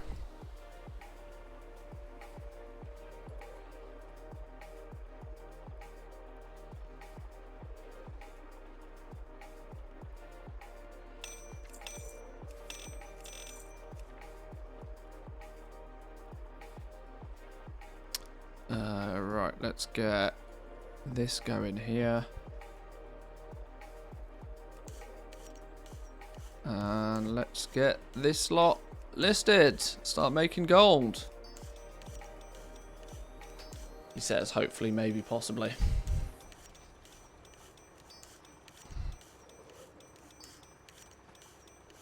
I should really buy my banker some bigger bags, I think, actually. Looking at my bags, I think there's work to be done there.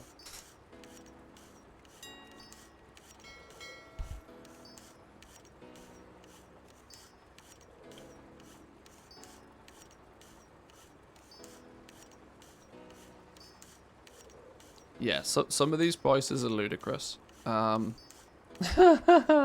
some of these prices are ludicrous. We need to. I might try and rein this in a little bit. Like I said, I wanted to keep the profile relatively default for the purpose of, you know, showing what the profile can do. But at the same time, I think it might be sensible to rein these in just a touch. Oh, because they're still going off crafted and DB market prices. That's why. That's why.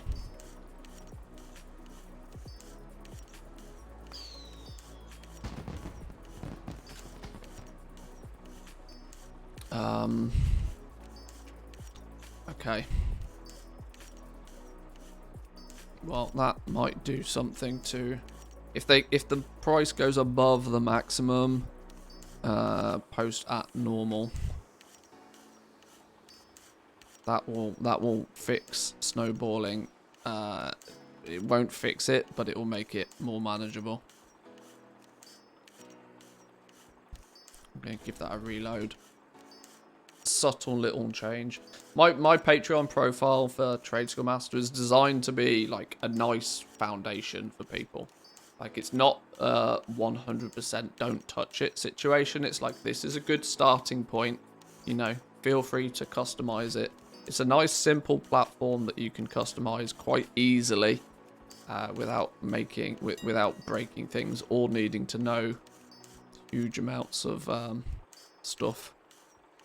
That might not do much with the prices now, but we might start to see a few, you know, we might start to see these prices get reined in a little bit. Oh my god, we haven't even got a mouse wheel macro on the go. We're going to have to do some clicking.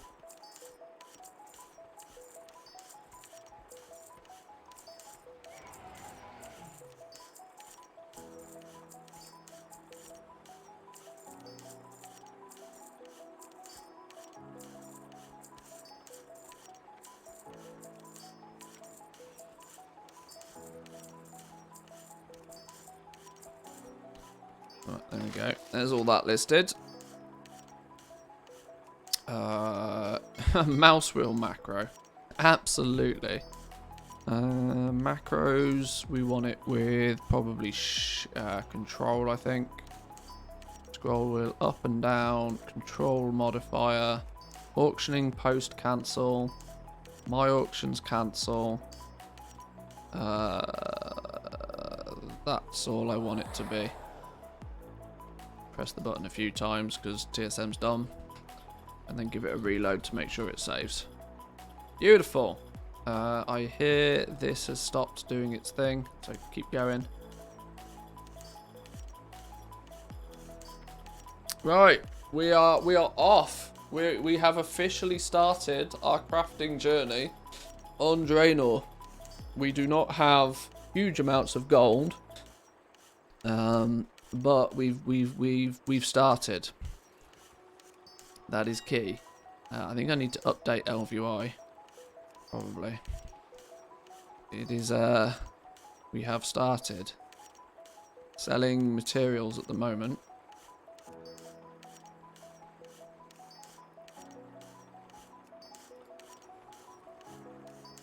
Auto-updating the list isn't as easy because the chat message that you looted an item is actually printed before the item actually is in your bags. Really? Oh dear.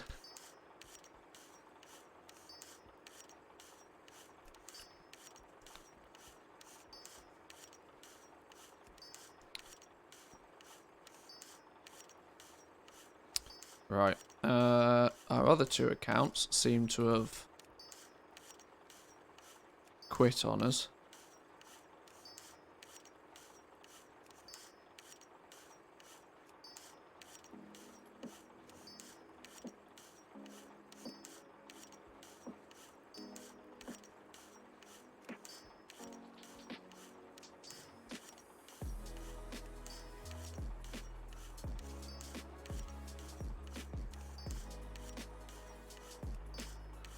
Ooh, some sellout gear.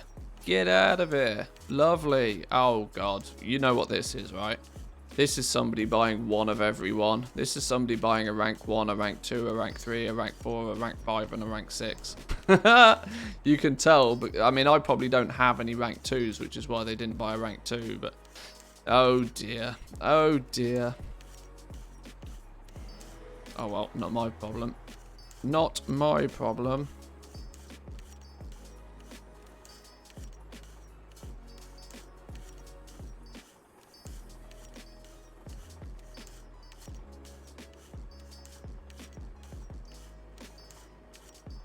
Shadowgast ring, rank 4 Shadowgast ring, 55k. Sure.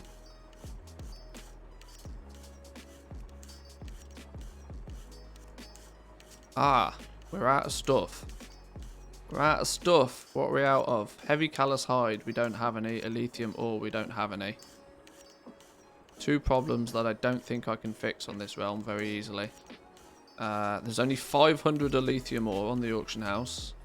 We need 500. How many do we need? We need more than that. Oh, we've listed 100 though. Well, we'll have that. Where's my auctions of lithium ore? Cancel that off. Then we might have the lithium ore that we need. Almost. Heavy callous hide. Can we do anything with that? Oh, no, wrong button. Callous hide is 40 gold a piece. There isn't any of it though. Heavy callous hide is 500 gold a piece. And there isn't any of it. Oh god, and we need 4,000 heavy callous hide. Oh boy! Fuck, I need some materials on this realm. How am I meant to keep up with this? Actual ridiculousness. This is Sylvanas, yeah.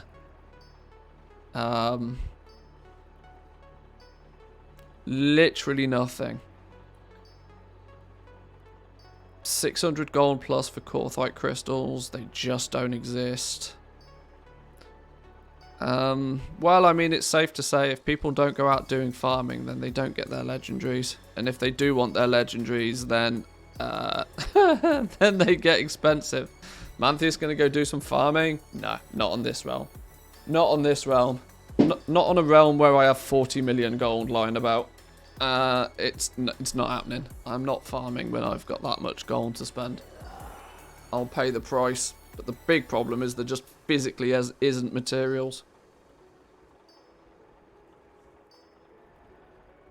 Get student to put a video out. Retail mats 100,000 gold an hour. Well, yeah, maybe. Maybe it needs it, you know. Fuck it, maybe I should do it myself.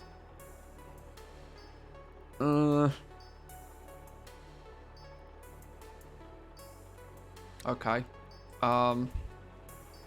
There's no winning that situation.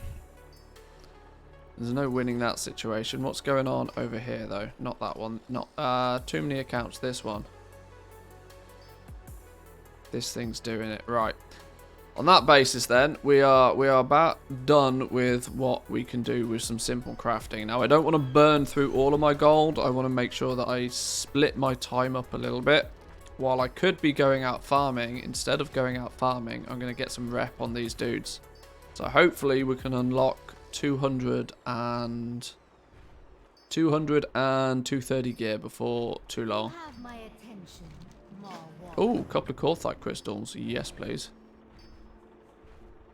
Get rid of that.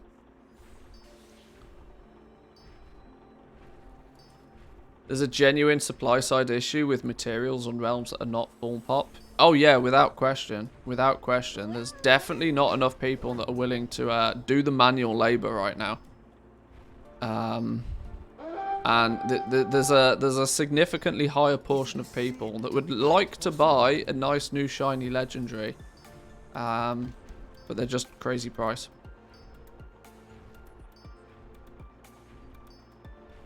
But I'm sorry, that's not my problem. Although, I give you guys a little bit of a sneak peek into what's coming in December. As far as YouTube is concerned, December is going to be farming month. Farming month, yes, yes, yes. Expect a whole bunch of farming videos to hit the YouTube in December. Coming soon to a YouTube screen near you.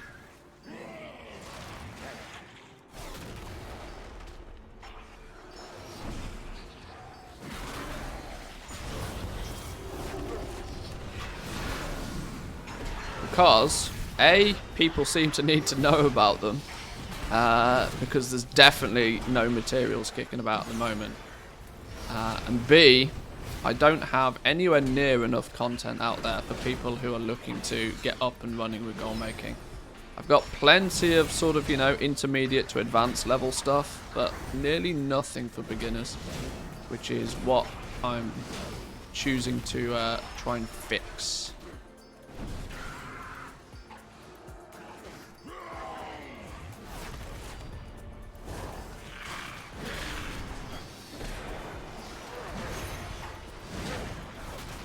People are not vendor flipping, people are not farming. What are they doing with their lives? I don't know. I don't know. Honestly, don't know. But I agree. People need to sort it out. It's ridiculous. I'm doing the farming. Soccer's work. Playing something else. Well, see, this is it, right? That thing that people are doing, it's called playing other games. And to be honest, I don't totally blame them. It's that time of the year. The weird thing is, though, is that we've had, like, this is the time of the year when games get released. Yeah, November is game release month because everybody wants to publish their game in November so that, you know, it gets a bit of traction. And, you know, come Christmas, it's the #1 seller at Christmas, which is, whoa, whoa, whoa, whoa, whoa. What's going on here? Which is what people want, right? Sorry, it's what publishers want. But, I mean, the state that some of the games have been released in recently is shocking. There's barely been a single game released in the last couple of months that's not been just, like, seriously below par. Look at Battlefield 2042. One of the worst reviewed games in history so far. You've got the remakes of the GTA trilogy. Absolute shit show. New World is just an absolute dumpster fire at the moment. Like, nobody seems to be able to publish a game that's, you know, stable and in a good state at the moment. It's really problematic for the industry. The new Call of Duty wasn't really very well received at all either. There's a whole lot of, you know, just mediocre games out there at the moment, unfortunately. I mean, we all know the state that WoW's in for sure. Let's see if Final Fantasy's release is good. I mean, they could clean up, you know, if they have a good expansion launch, they're gonna absolutely clean up.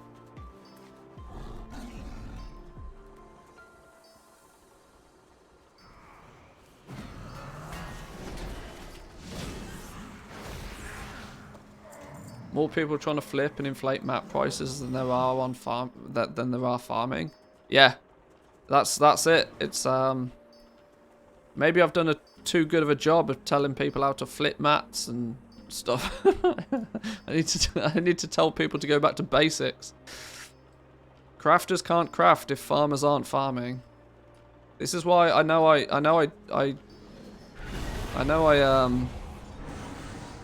dig on farming quite heavily, and I consider farming a means to an end. But it's like I said, crafters can't craft and flippers can't flip if farmers aren't farming. They are the foundation. They are the bread and butter of the economy. They're not there, everybody else has got problems.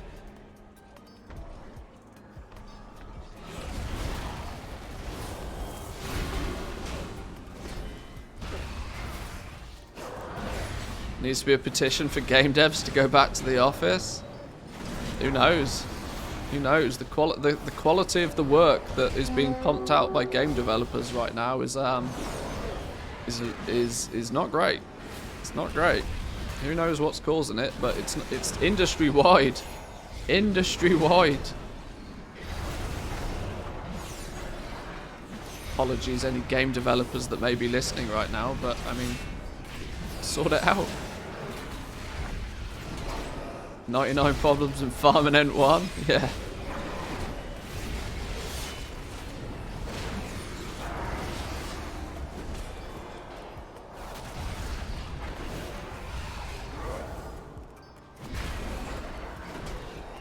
Maybe I'll just put a video out. I'll just tell people that, you know, crafting's dead. Legendaries are dead. You know, farming mats is where it's at. You know, we'll use some YouTube clickbait. 200,000 gold an hour. 200,000 gold an hour farming exactly the materials that I need. That's how we'll do it.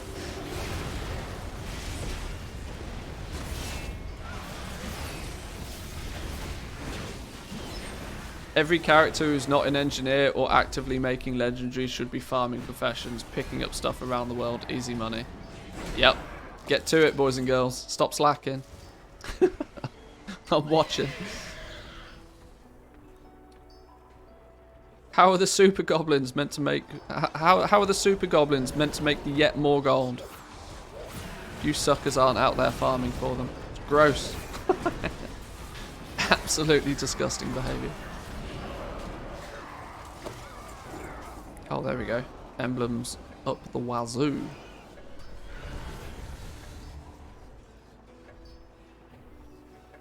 Obviously on Sylvanas only.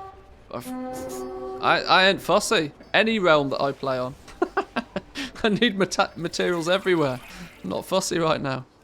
Give me the goods.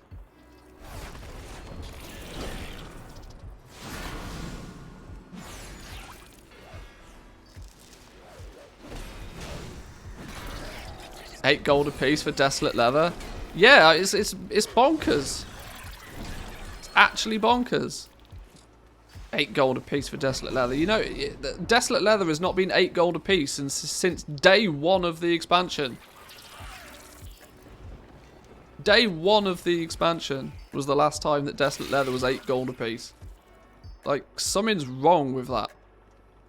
Hang on, what's this dude? Oh, did corrupt huh.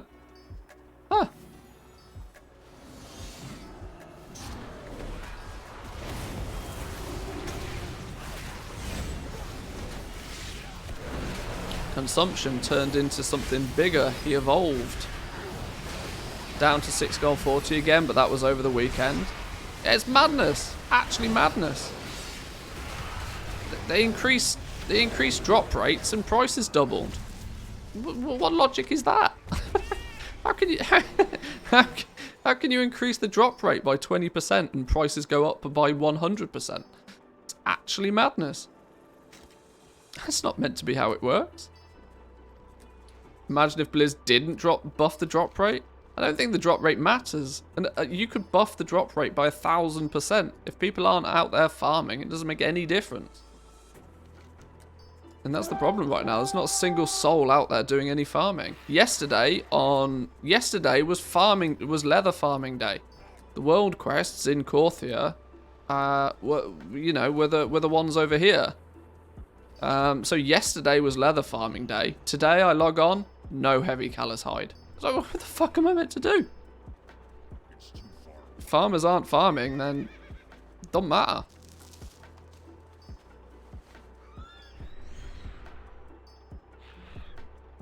But I tell you what, it's literally like the first week of the... It's not quite first week of the expansion level prices for materials right now. I'm not going to go that far. We haven't got 2,000 gold heavy callous hide. But I mean, it's not far off, it feels.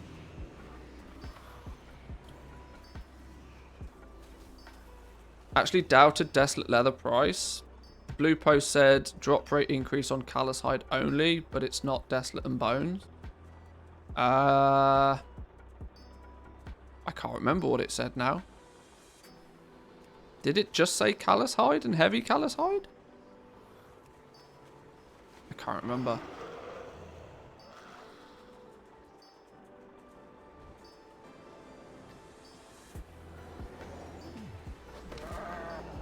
I think it was only callous hide.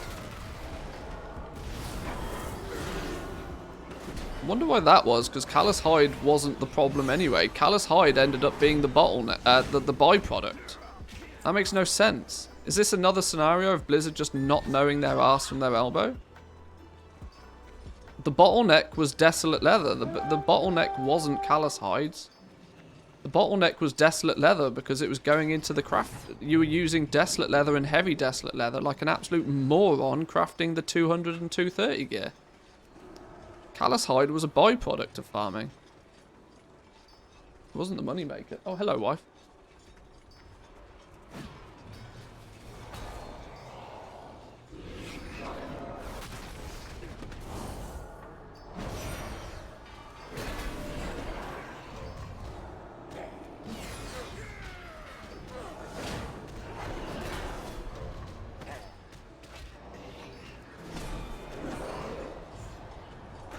Putting in my lunch order. Silk versus shrouded. Well, the silk situation, yes, there just wasn't enough lightless silk, but that's because they made that problem. They caused that problem themselves. What I find ridiculous is they didn't commit to the error that they'd made with lightless silk in the first place of needing 400 of it to make a single item. Is ludicrous. So instead of fixing that problem, which was the root cause of the shortage of lightless silk, instead of fixing that problem, they chose to try and buff the drop rate of it. So next patch, when they realize that so next patch, when the new bunch of crafted gear comes through, lightless silk will be 2 gold a piece. It's so dumb. I'm so glad that Blizzard have hired somebody to actually focus on this, because it's blatantly obvious that whoever's making the balancing decisions on materials and profession related stuff has no fucking clue what's going on. Literally zero. Christ, Blizzard, just watch one of my videos occasionally and you'll, you know, it'll be good. 30 minutes until I have lasagna. I love lasagna. It's literally one of my favourite foods. One day I'm going to go live at Zanzifal's house because he seems to have lasagna every day and his dad makes it for him. I'll go pay Zan a visit and just be like, yo, lasagna me, dude.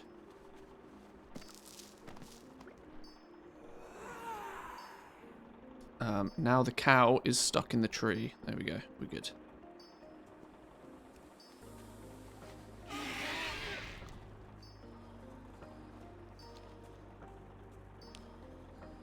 Lasagna me, dude. No homo, right? Lasagna me, dude. Is that what happens when you get stuck between 2 Italians? An Italian an Italian pie. We can kill Croak multiple times now, can't we? I forget that we can kill the rares more than once. I forget that you can just, you know, farm rares technically nowadays. That there's a chance for them to drop relics, even on multiple kills. Croak the bloke should be just farmed all day.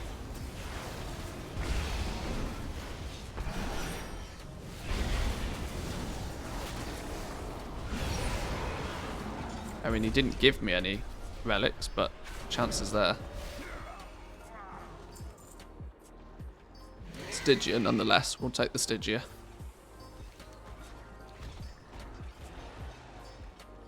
give this goblin a beta key and listen to him. Yeah.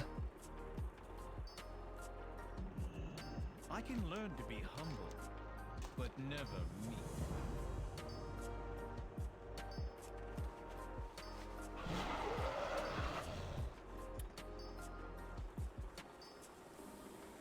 I'm sorry.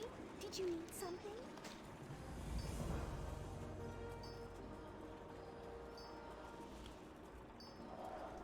847 catalogued research. I tell you what, if I did a rift run on this dude, I'd have enough research to get rank tier 4, you know. Right, I think we're about done though for this character at least. Let's log over to the hunter, get his daily quests done. Welcome to the archive. What remains of it?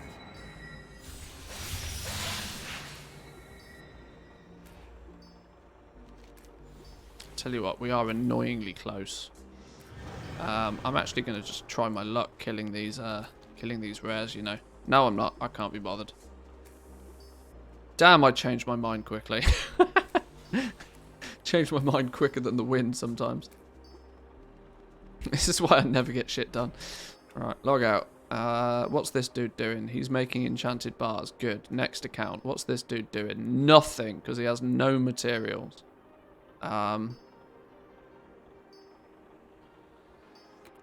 Nothing because we have no materials. Although we do have a nice supply of enchanted lithium bars. Good. It's a Blizzard mindset right there. Yeah. I can't do anything if there's no materials. So, to make life easier, we will close that account now.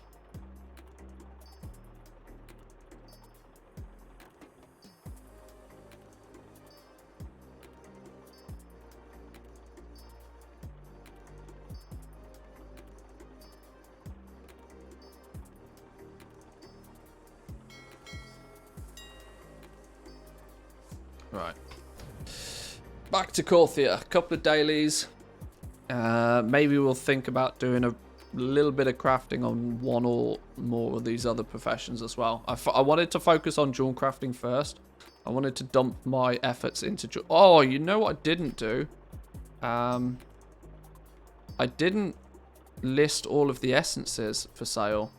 Oh, that's a huge boo-boo. We need to fix that real quick. That's the that's where we're gonna make our money back.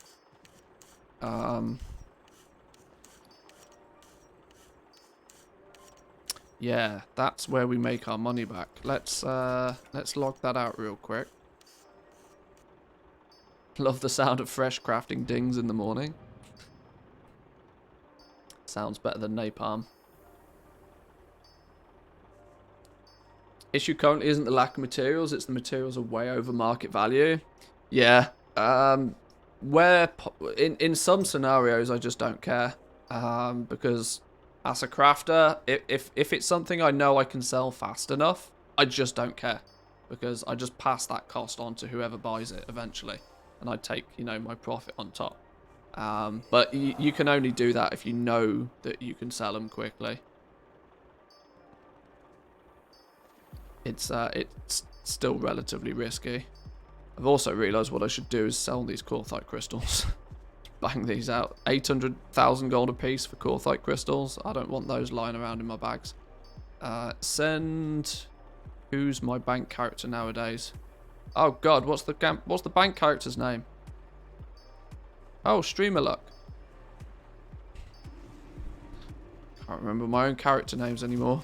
Too many tunes. Along with the Corthite crystals. There we go. Let's get those listed as well.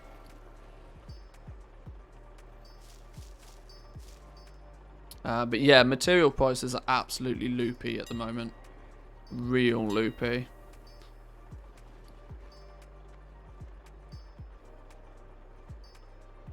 Torments at 500 gold apiece.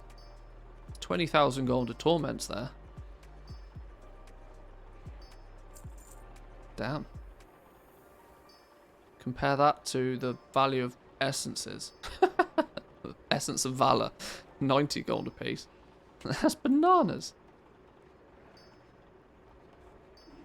Where does... Oh, it's because it comes from Solanamore, that's why. That's why. Do we think somebody's going to swoop and clean those out? God, if I was a big goblin, I'd be cleaning those out. I'm not a big goblin, though.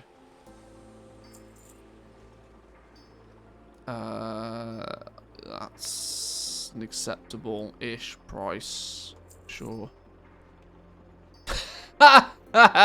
This is right. This is one of the... This is the second most populated realm in the entire EU. 461 Corthite crystals. That is... I know somebody's just hoovered up all of them. Oh my days. Oh my days. I mean, that's literally 10 legendaries. Me? Lol. Oh my god. This is hysterical. There were 2k last night though. Yeah, but 2k sounds like a lot. 2k is not a lot of Corthite crystals. This is the problem. There's the illusion that 2,000 Corthite crystals is a lot. But it's not, because you've got to divide it by 40.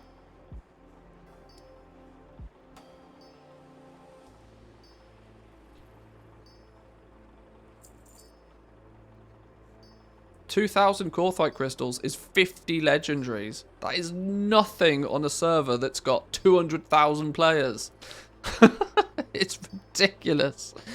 Actually mental.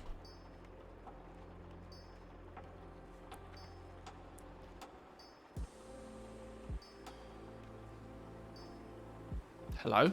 I mean, sure. Oh, I love wacky doodle servers, my god. Who's cleaned out other stuff then? Why is Phaedramore at 11 gold apiece? Why in the name of Christ is Phaedramore at 11 gold apiece? Somebody, for the love of God, reset that.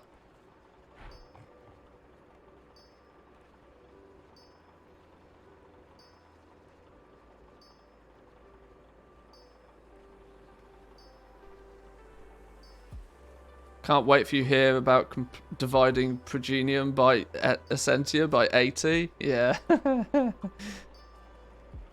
Leave it alone for it. I've not got the cojones to do it on this realm. Even if I did, I don't have the liquid gold to back it up yet. But I mean, considering that you only need to choke out one of the zone specific ores. You only need to choke out one of them, and then all of a sudden, you're... Where's Shadow Gast ingots? Madness. 65 gold apiece on Shadow Gast ingots, and that's all there is. Oh my days. 200,000 gold resets the Shadow Gast ingots completely. You then strangle one of the zone specific ores. I mean, you'd be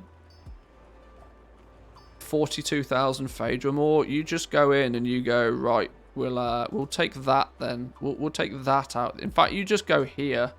You go here, less than 500,000 gold to reset the Phaedramore market, giving you 30,000 Phaedram at 14 gold apiece.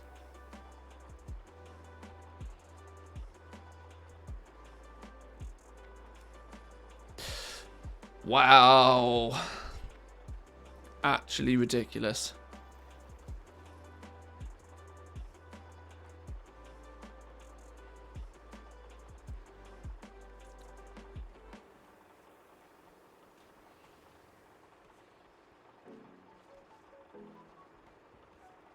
Surprised nobody's hoovered up on the Nightshade yet. Very surprised nobody's hoovered up on... Or is 27,000 actually the remainder of what? Oh, somebody's done a number here, look. 10,000 Nightshade, 17 gold apiece. You wait till patch 9.2 when Nightshade is like 60 gold apiece again. That's a triple your money right there. You want to take a token, turn it into 3. That's how you do it. The problem is we've got a long time until 9.2, so it's a long-term investment, but it will happen. Nightshade used to be 15, it was flipped to 25. 25's nothing, trust me. If we get new materials in 9.2, well, we are getting new materials in 9.2. If we get a new round of flasks, I shit you not, Nightshade will triple in price overnight.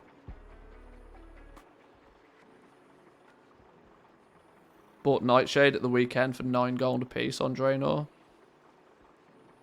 Smart move. Smart move.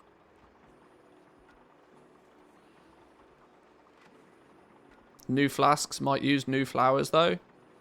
Yeah, but they'll also use Nightshade, trust me.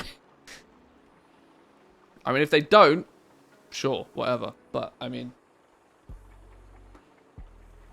I will. I'm closer to the time. I'll put this into video format.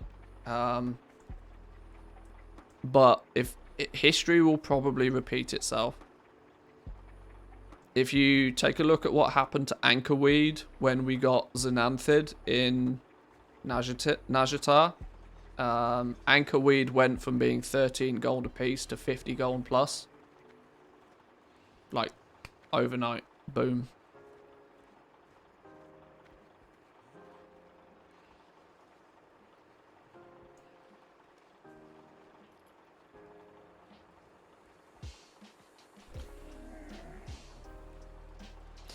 Alright, let's stop analysing prices, because there's nothing I can actually do about it anyway.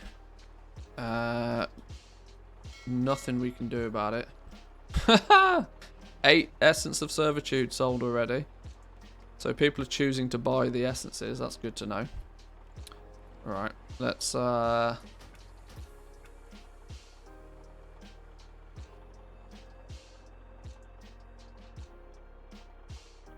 Alright, back in 2 minutes. Hang on.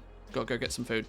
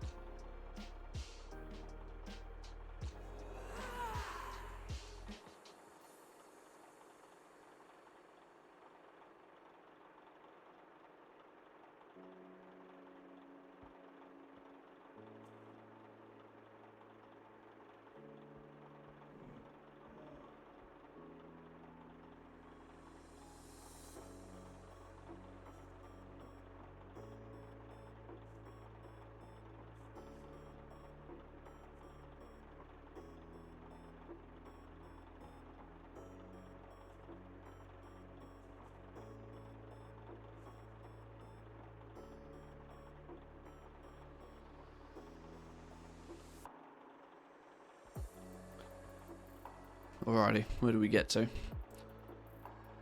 We need to bang out a couple of dailies, don't we?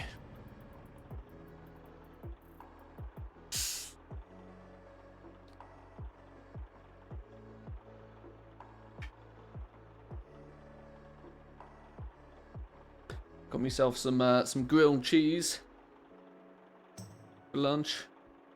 Very tasties. Very tasties. Couple of grilled cheese, salami, bit of sprinkling of the old flavourings on there. All good. Right. What are we doing over here then? We are chilling. We are heading to Corthia. Valley of Strength. No, that's not where we're going. Hang on, that's the sound of a sail.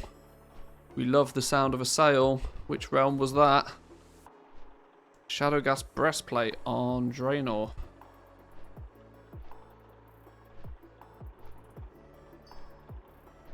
Oops, no, we can't close that.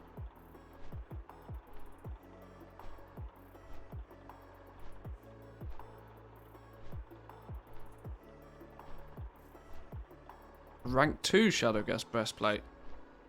Why are we selling Shadowgas breastplates all of a sudden? Not sure. Need to have a different sound for different accounts. That might be smart, actually, you know. That might not be a bad idea.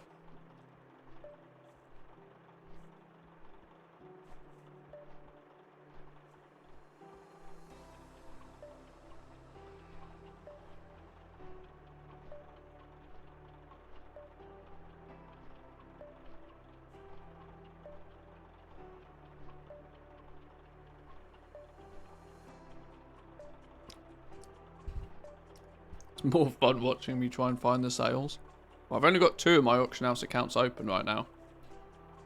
We're arguably not getting the we're not seeing the sales on the server that sells things.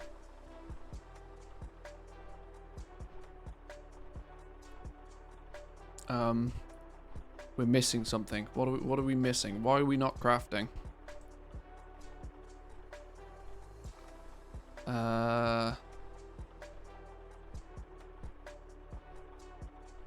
Missing a lithium ore. Well, there we go. There's another good example of Trade Skill Master lying to me. I do not have 198 lithium ore apparently. What about lightless silk? Let's keep going.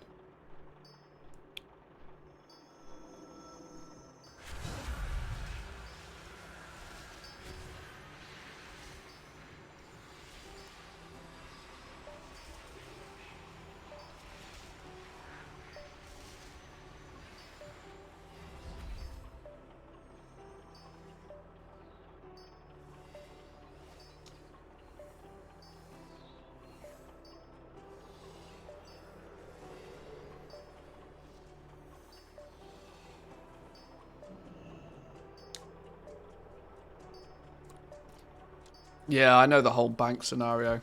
It's why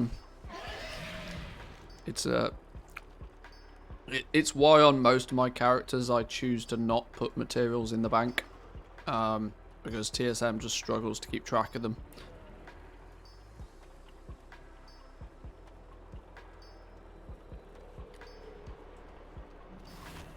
Which is a bit annoying, but you know, we'll deal with it.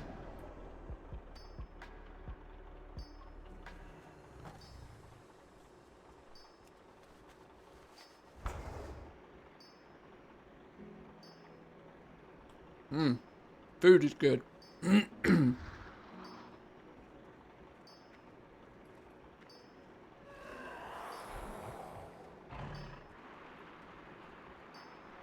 have my attention, Maw Walker. Yo, more Corthite crystals.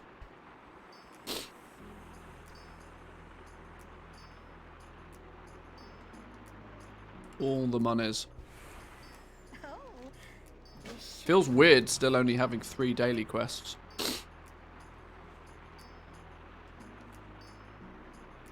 If you have something to say, then say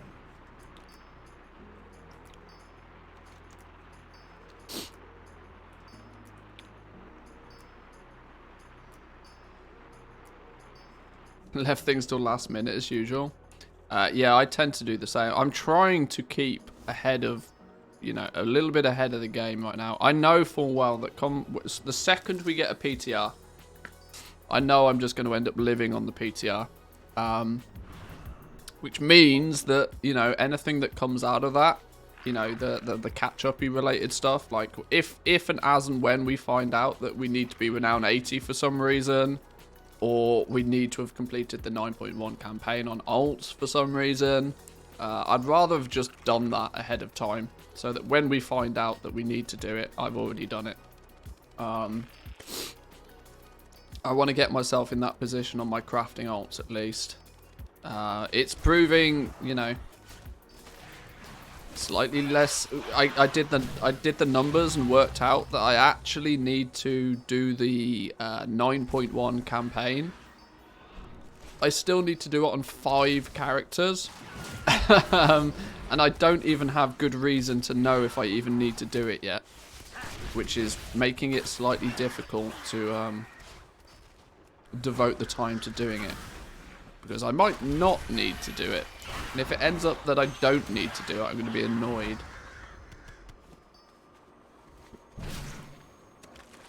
But it's 6 of one, half dozen of another. It's, you know, it's like if I don't do it, I'll need to do it. And if I do it, I then won't need to do it. It's like when you forget your sunglasses. If you forget your sunglasses, you can guarantee the sun's coming out. That's just how it works. Life has a way of kicking you in the nuts like that occasionally.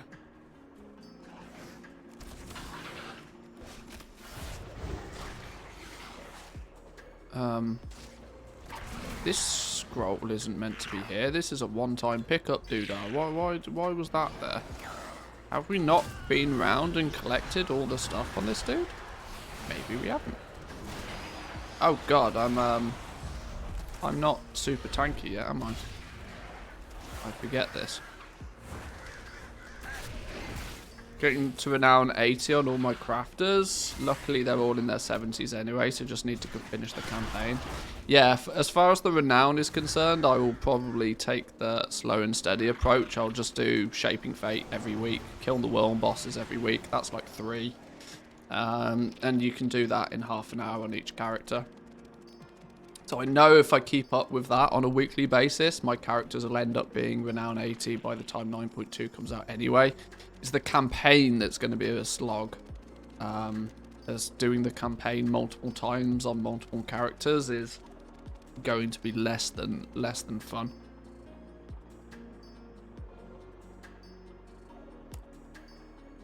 Especially when they turn around and then say there's going to be a skip for it or something, you know?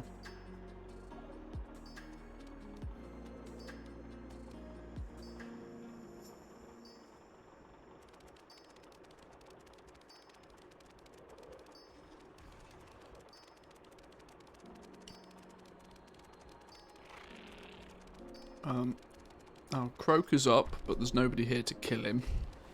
I ain't soloing him, that's for sure.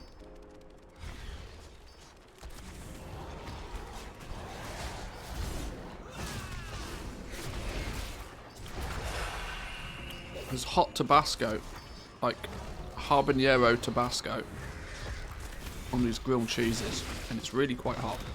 Woo! Spicy, spicy. I feel like I'm doing an episode of Hot Ones. Damn.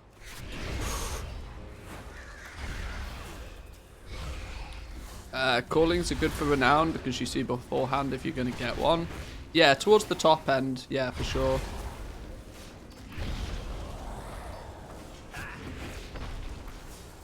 Although, that system is not foolproof. I hope maybe Blizzard have fixed this, I'm not sure. But it used to be that... you could... It would say that you would get a renown.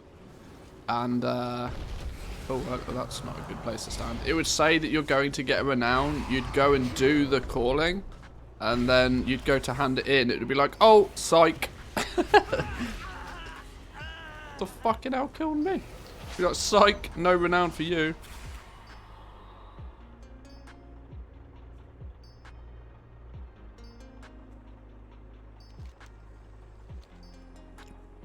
Hot as Doritos? Nothing's as hot as Doritos.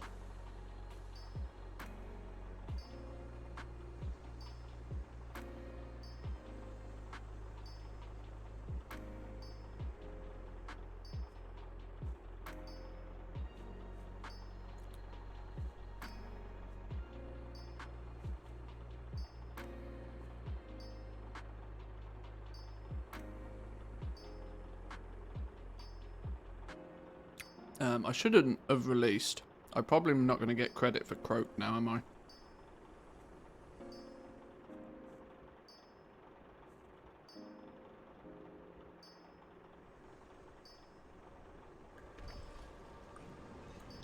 Oh.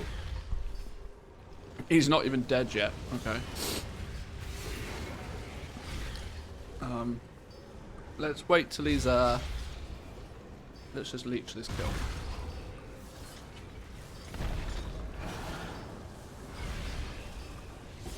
Ooh. Was a spicy meatball. Ooh. Damn. That'll clean the pipes out nicely, won't it? Holy damn.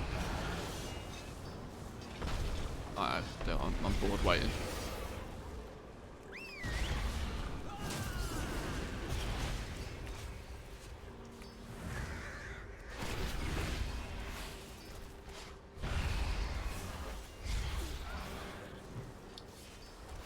Did a quick test when crafting items through LST.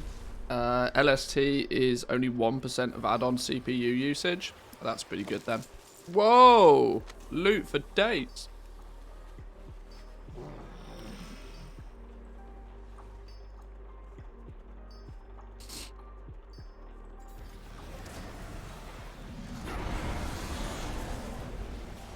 Healy's was 21% though. Yeah, I imagine that. I mean, that thing is updating like 60 times a second. This little add-on is probably pretty intensive, I think. That wouldn't surprise me at all.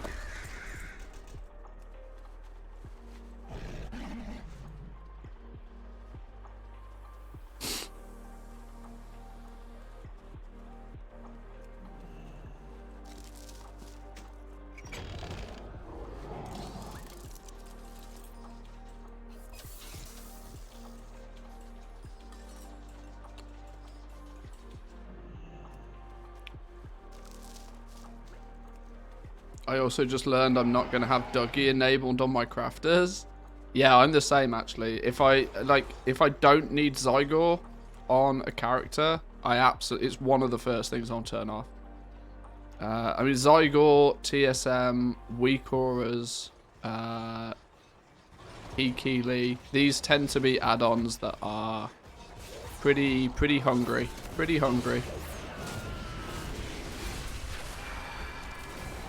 And frustratingly, as a goblin, you tend to need quite a lot of those off that list. Kind of made me hungry with your food. Sorry, I you know, goblin gotta eat, right? Goblin gotta eat. It might be close to optimal for BM Hunter, right? I mean, it kind of changes itself depending on what you're doing. Apparently, I've not done it myself, but I mean, if you're one of those that, you know, sims your character and optimizes things, you can actually import the sim data to this as well, and it'll adjust the rotation based on the sim data, rather than just using, you know, a somewhat predefined rotation, which is quite smart.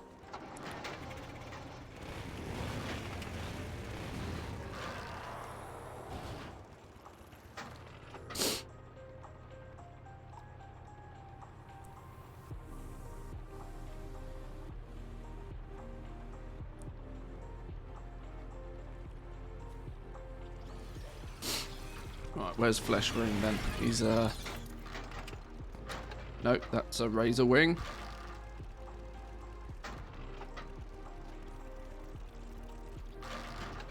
Where's he gone? Oh, I got the mount from this the other day, by the way. Kind of annoying that it's just a reskin of the Necrolord Covenant mount, but either way, I got the mount. Especially considering you have to be a Necrolord to start this event. To then the mount that drops from it just be a reskin of one that you've probably already got. Kind of annoying. So I now have 2 variations of this mount. Just because I'm a Necrolord. It was a bit odd. You would think that the super rare drop variation would be, you know, good for, you know, members of the other covenants, but a mount is a mount for a hoarder. It's true. I mean, you can't complain. A mount is a mount, but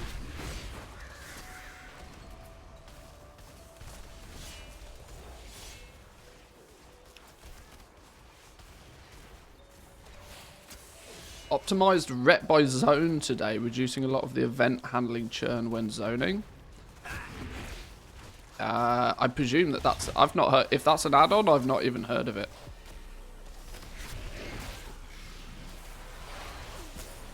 You can't complain after he just complained. Look. Look, Crunchy. Look. Look now. We'll have none of that shenanigans.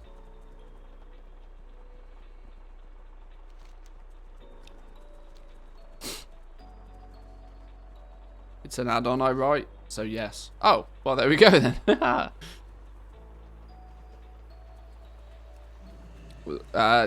Give me the TLDR then. What's it do? I'm always intrigued to hear about add-ons that the community have helped put together. Why am I killing these things? I don't need to be killing these things. Hang on. I'll kill them anyway, but...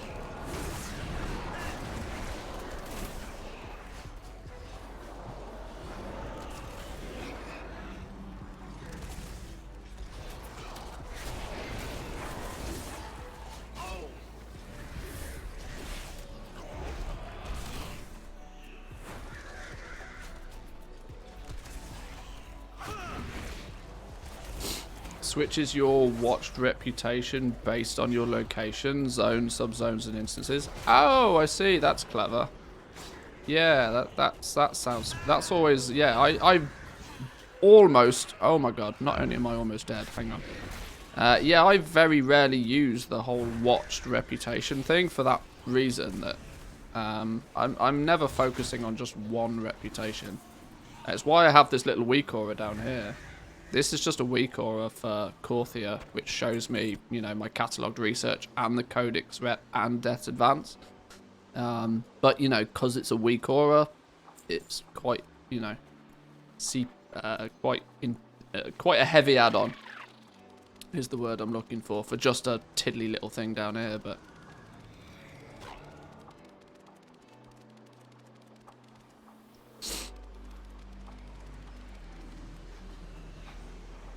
Uh, 3 of 5, 2 more.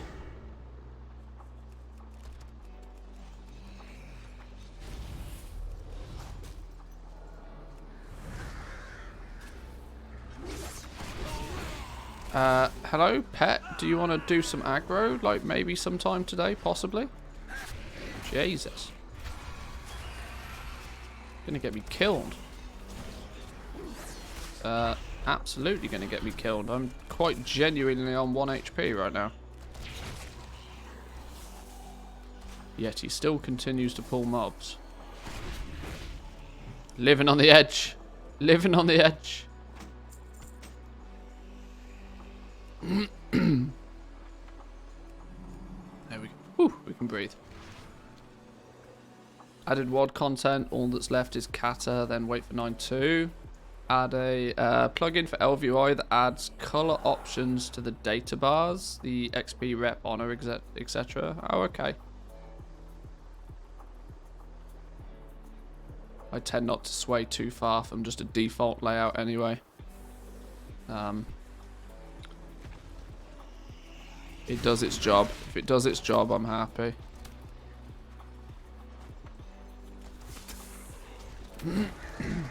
Sounds quite cool though.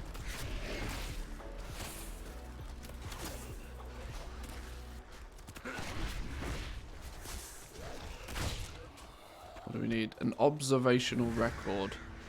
Oh, no, we're done. We're done! Turn in dailies. Get out of here. Get out of here.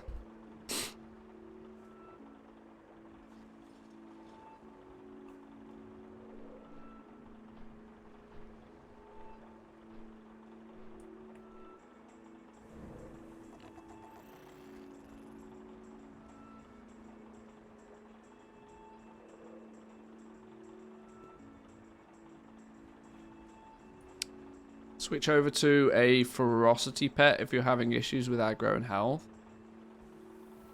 Yeah, I mean, I'm really not playing the class very well. I usually just try and I just try and overgear the zone rather than actually bothering to, you know, go get different pets or anything. These are for all intensive purposes just crafting alts, and so I don't bother doing any sort of optimization on them really. I do 3 dailies until I no longer have to do 3 dailies, and then we're done. But yes, I get it. Yeah, having my crab dude is probably not the best. He's just default crabby crab.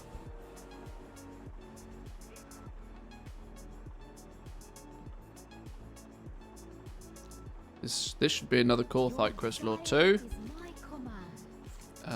2 Gorthite crystals. Boom. 2,000 gold for a single daily quest. Gross. Right. Let's do... We might want to look at doing... What's the price of cloth and leather doing nowadays? We might want to do a bit of a craft on these things. Let's take a look at... Hang on, wrong realm. Oh god, I do need to color code my realms, otherwise I'm going to do that a lot, aren't I? 6 Essence of Torment sold. Boom! 3,000 gold in the bag. So, see, see? Prospecting, man. Gotta love it. Gotta love it.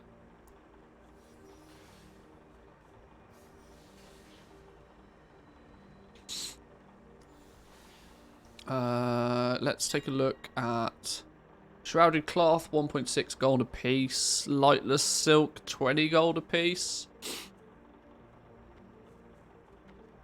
Callus at 20. Desolate leather at 5.4.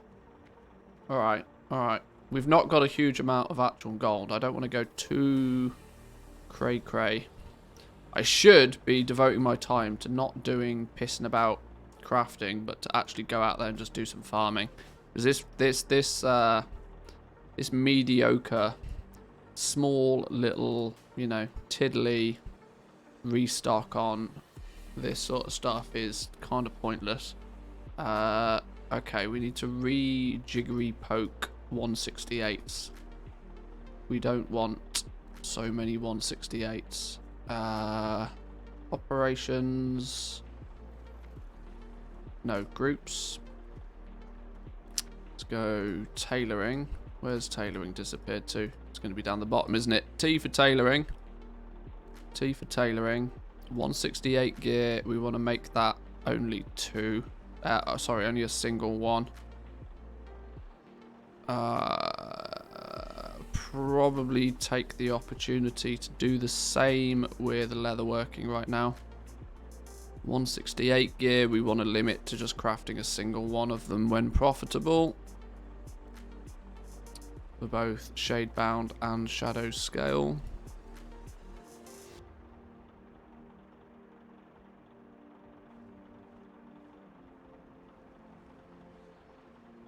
TSM color per realm.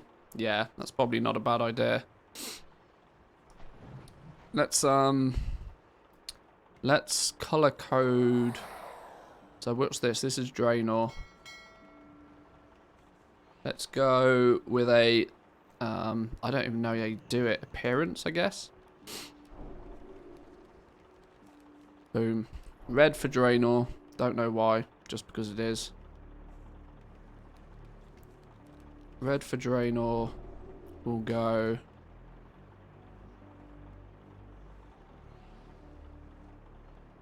Settings. Appearance.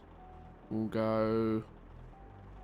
Swamp of Sorrows for Taran Mill. Boom. That is assuming that I actually have. Oh, God, it's hideous. Hideous. Oh, well. Oh, well. Oh, my eyes. It's because they're all these funky, horrible, pastel-y colours. Yeah. Give me something. No, it's horrible.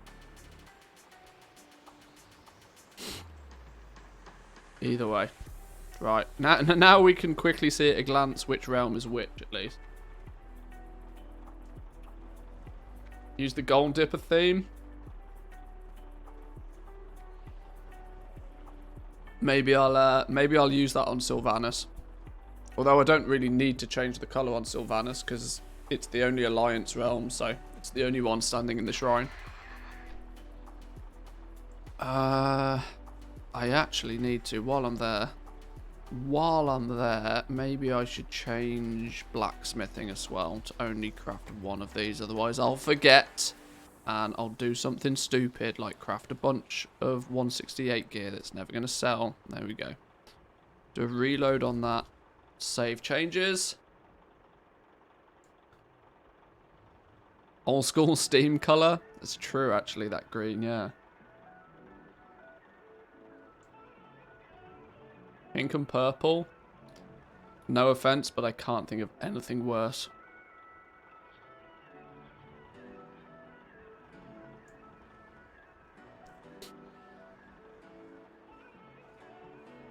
Right.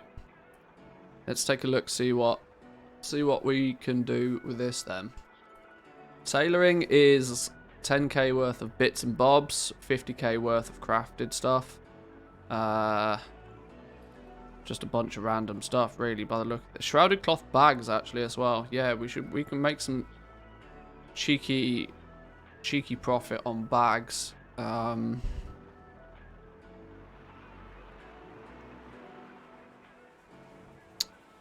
I guess then, how much? What happened? Let's clear that for now. Let's see what the damage is on leatherworking. Okay, this is what I thought. Leatherworking is always more expensive. So we'll probably have to hang fire. In fact, it's probably mostly drums that's causing that price, to be honest. But I guess if we've got gold sat about, we should probably use it, right? If we've got gold, we should probably use it. So let's just we'll do one profession at a time to make it a bit easier, but we'll do tailoring. Let's just bang it out there. Right. Gathering. What do we need? What do we need? Task list. Yoink. Crafter's marks, blah, blah, blah. Penumbra thread, lightless silk, and 1,000 shrouded cloth. Now I can't remember which colour's which realm. Draenor is icky red colour, I'm sure. Oh god, this is actually horrendous. What did we need? Like 1,000 plus shrouded cloth.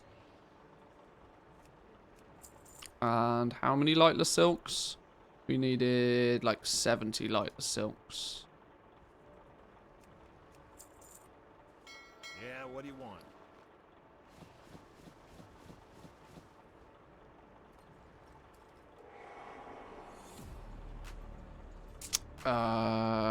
Who am I sending these to? I can't remember my character names on these realms. What's this character even called? This character is called... Oh, yeah, some Doritos. Yeah, Corthite crystals are absolutely ludicrously priced at the moment. And this is the second largest EU realm, to put it in perspective. Second largest EU realm, 1,000 gold apiece for Corthite crystals. Actually mental. Actually mental. We're going to need a bunch of penumbra thread. I'm going to have to... Oh, I still haven't fixed my goddamn Hearthstone. My Hearthstone's in Valley of the Strength, which is really dumb. Really dumb. From now on, just call them like Draenor Bank and Draenor Leather. Yeah, I hate people that do that though. It's like people who call their bank character some variation of the word bank. It's like, come on. I'm not that creative, but Jesus. You'd have thought you'd have given the goblin a green sort of colour. I mean, he is. He's a hunter, look. Manthe Bank 1. Yeah, exactly. Oh, it's painful. Painful to see. Back in my multi-boxing days, I got lazy and I did that. But it's like... It's, if they're regular characters, you know.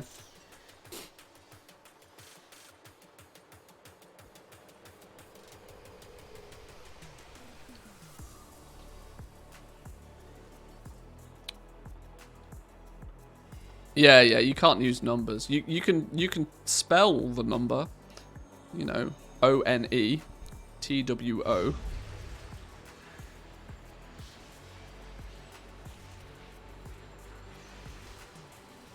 Although you hit character cap pretty quickly when you do that.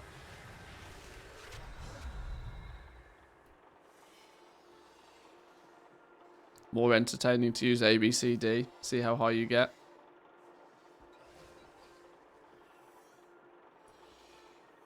On Sylvanas, I have so many just random low-level materials kicking about that I actually have 3 characters that are dedicated material storage characters.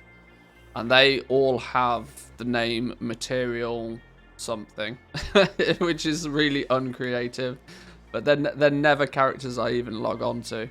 I log on to them maybe once a month when I'm doing a, you know, past expansion crafting session, but...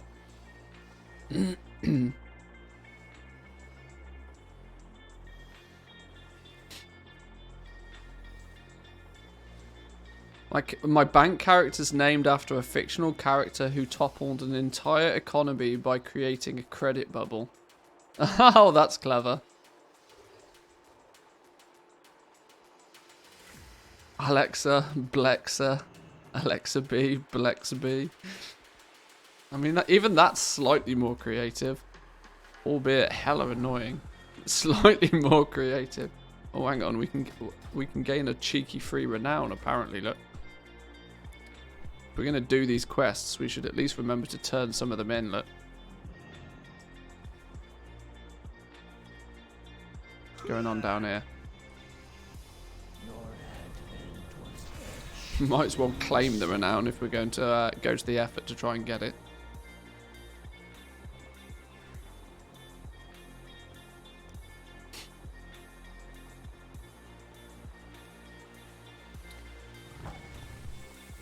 Call them, okay, should call them the names of the Trump family, indicate how failed and bankrupt that they are. Well, on Draenor I am right now.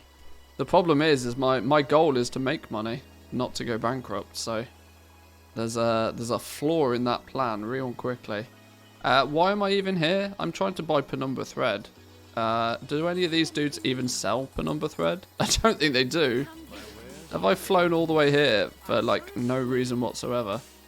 One of these dudes sells Penumbra thread, surely. Something for every occasion. You do, apparently.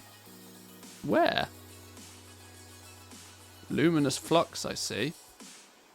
Oh, Penumbra thread. There you go. Well, apparently so you do. Have some thread. Until next time. Right. We need to make some crafter's marks first, apparently. That's gonna screw up my material list. I think. Unless Trade School Master has got smarter recently.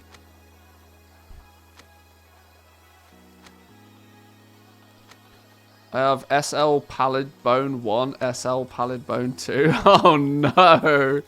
Oh no.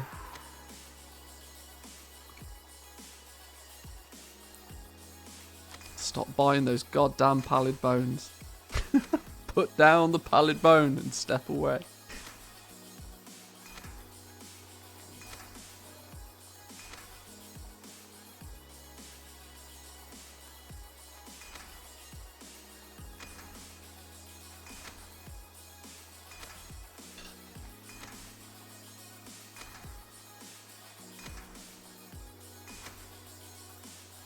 Now we need more thread.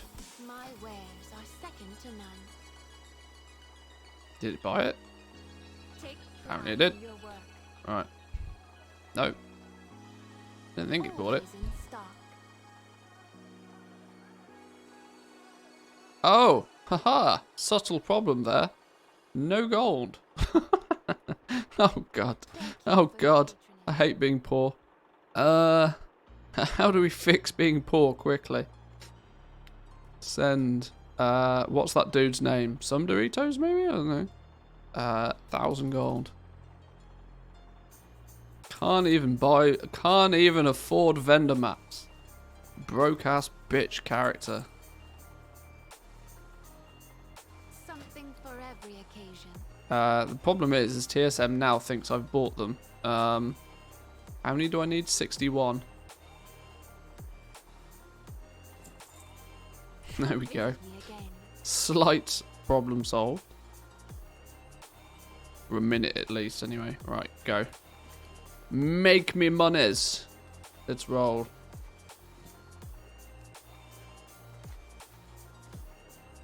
I wanted Shadowlands Creeping Crawler for the meat storage, but that name was already taken by a Blizzard manager. I found, I was doing some digging the other day through the PTR files, and I came across an interesting category of file, which is banned character names. And I shit you not, some of the names in that list will surprise you, of the things that you're not allowed to have your character named as. It was quite funny. I don't think there's some stuff in there is so outrageous I don't even think I can go through it on stream. But it's funny to see the names that Blizzard have decided are you know, too hot for TV.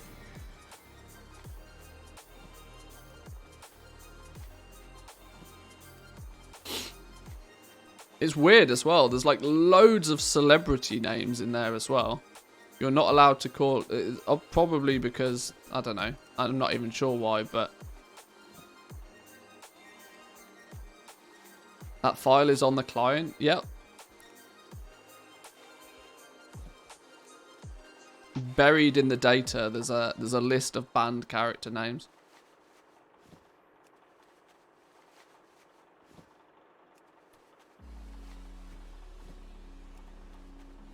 I wonder if they've renamed Harris Pilton.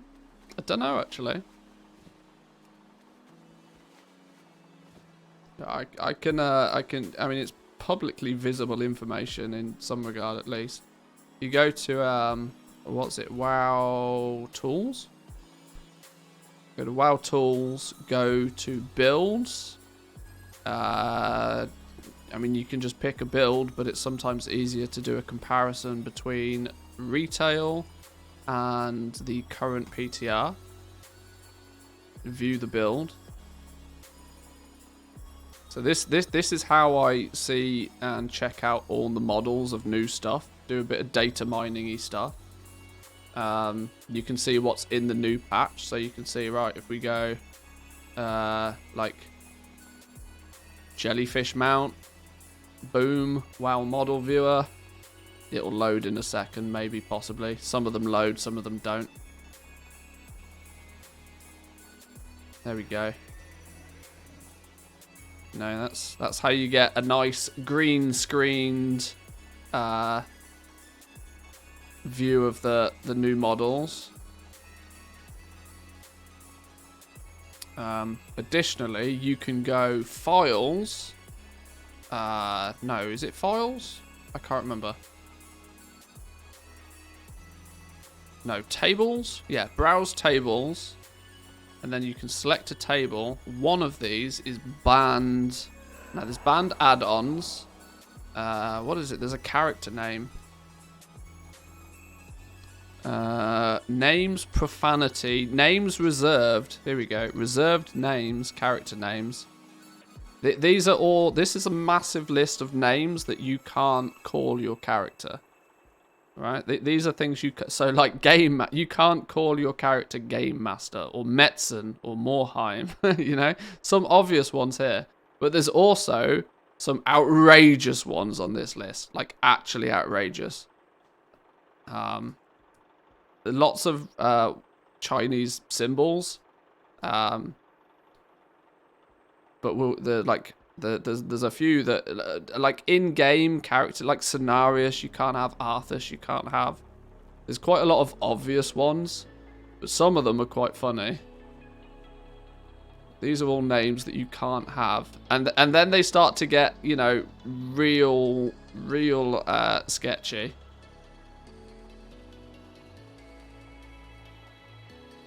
Let's get past some of the. I mean, there's 109 pages of character names you're not allowed.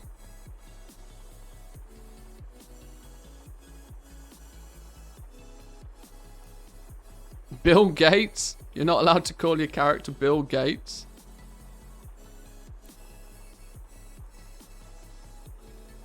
Batman, Beetlejuice, Ben Affleck. Ben Affleck's not allowed to play the game. Nor's Ben Stiller.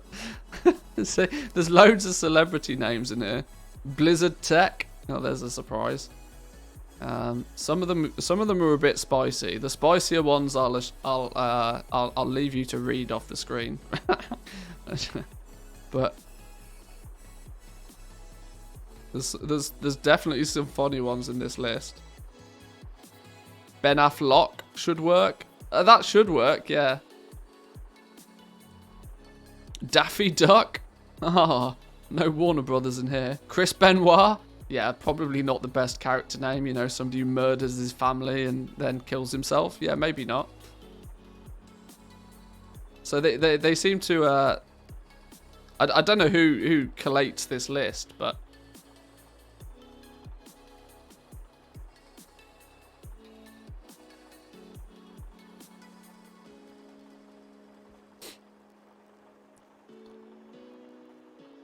Elmer Fudd? Isn't that out of Warner Brothers as well? I mean, this list just goes on for days and days. But if you sift through this, there's some pretty funny ones. But I don't particularly want to go too deep into it. But names, profanity. This is where it gets really. These are the really dodgy ones, right? This is where it starts to get spicy. There's lots of names on this that you cannot call yourselves. Obviously, for obvious reasons. And there's 700 pages of these, right? So if you think that, you know, if you think there's a lot of regular names you can't have, these are where people start. When you get past all of the Chinese symbols, you start to get to, you know, the real dodgy ones. Might be kind of risky to show the list. Well, these are the things you can't show. I'm not going to repeat these verbally, but I'm sure if you have the ability to read, you can read. But it's funny that, yeah, there's lots of names you can't call your character, let's put it that way. There's a big old list of them. Big old list of them. There's an interesting one for those that are in my Discord, and for those that are in, for those of you that are a part of the Discord or follow me on Twitter, you'll notice that I reported the other day there's a very interesting banned add-on. Very interesting banned add-on.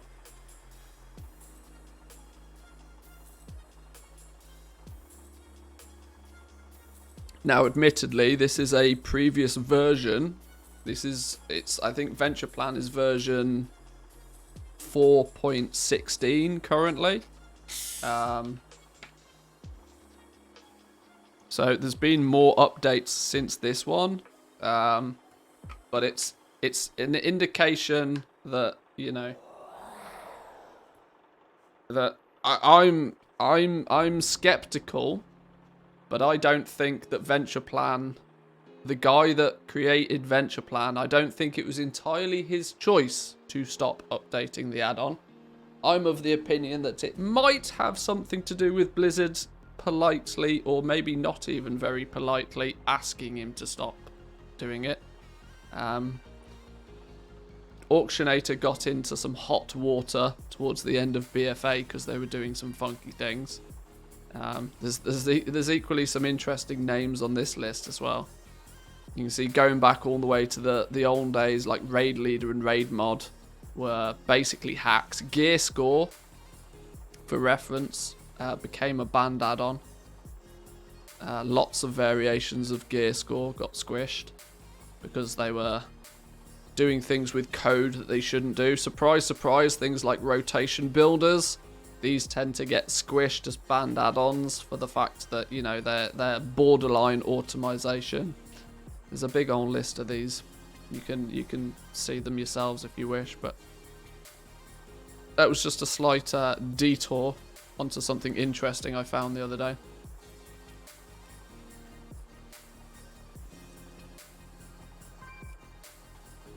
Add-on pretty much made the mission table as simple as in BFA Legion, which is why I liked it. Blizzard don't.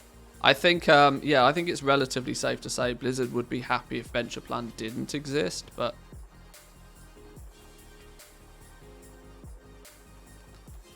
I mean, that list is not, for reference, because I know this might, you know, for reference, that's not to say that Venture Plan currently is a banned add-on and that you will get banned by using it. That's not what it's there for. Just to clarify that.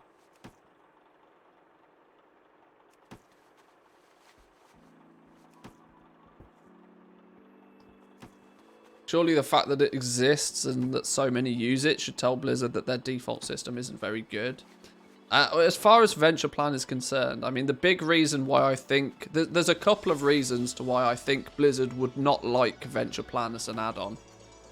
One, it completely trivializes the entire system that they designed. Anything that completely trivializes something is not great. So I mean, that's the big reason, right? Because the way that the mission table is meant to work is, you know, you're meant to try and work out, right, well, there's meant to be so many different possibilities of outcomes that it should never be 100% certain that you're going to win a mission or not. And that is by design. But what Venture Plan in essence does is it just scans hundreds, sometimes thousands of different possible outcomes to find one that seems to be as close to 100% guaranteed success, and, you know, sets it up for you. So the fact that Venture Plan basically trivializes the whole system is reason number one why I don't think Blizzard would actually like it. Secondly, the mission table, generally speaking, is a really, really good way for Blizzard to get people to download the app. They want people to use the app because, you know, mobile is fucking mad money maker nowadays. They want people to use the app. Now, if it's 10 times easier to do that in the game than it is on the app, they don't want that. They want to, you know, convert people to use the app. Blizzard doesn't care about the app. Disagree.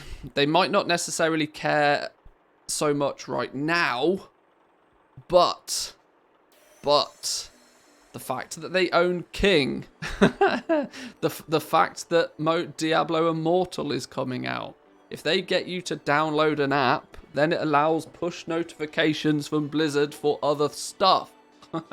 You got to remember that it's a business. Follow the money. Follow the money. There's many more reasons than they just want to make it easy for you to do missions.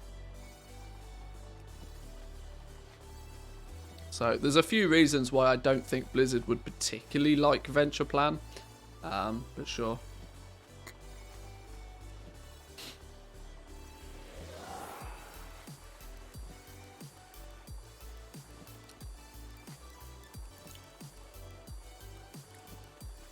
Are we talking about Venture Plan being on the ban list? Only the 4.0.7 version because it's broken?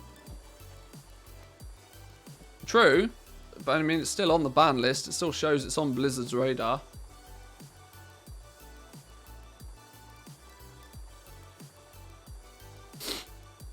I'm still pretty certain that There's more to the story than the guy just decided to stop updating it. there's definitely more to the story. I feel the 4.0.7 version is maybe when it crossed a line. Maybe when it just crossed a line and then Blizzard was like, right, no, this is going too far now.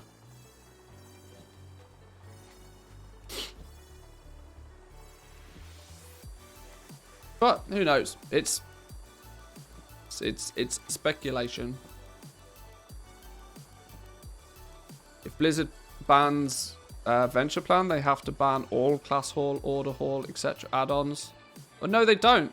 No, they don't, because they're different systems in the game. They're doing different things. Garrisons is different to Class Order Halls, which is different to the current mission table. They're different systems.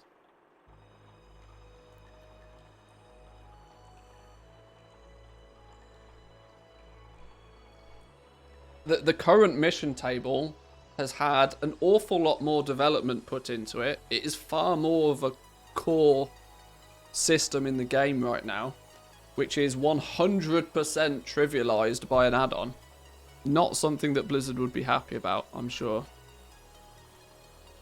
Plus, it's their game. They can ban any individual add-on for any reason they want. Well, yeah, true, and that, yeah. And that.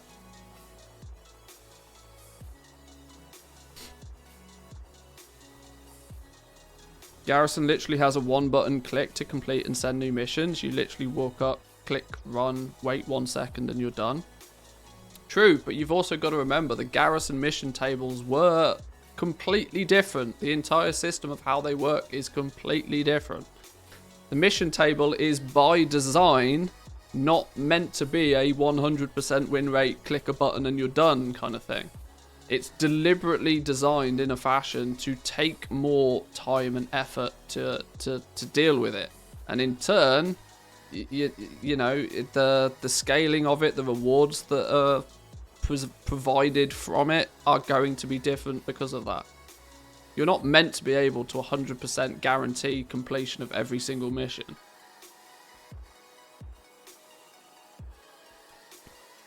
Like I said, this is all speculation, but my point is there's very strong reasons to why Blizzard would have considerably more of an issue with an add-on like Venture Plan than what they might have had with Garrisons and stuff in the past. Because the system was not designed to be 100% trivialized, which is what Venture Plan basically does.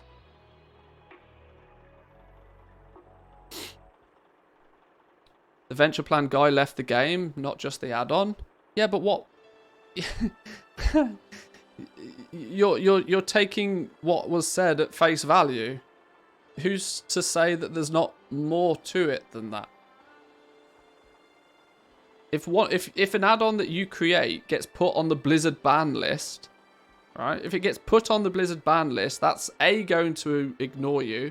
There's no reason. I mean, you either, you know, you're taking what was said at face value. This is the point. Like, come to draw your own conclusions. I think there's way more to the story than he just left the game. Because if he just left the game, then why not allow somebody else to continue development of the add-on? There was people that stepped up and said, we'll help you take over and update the add-on. But no. No.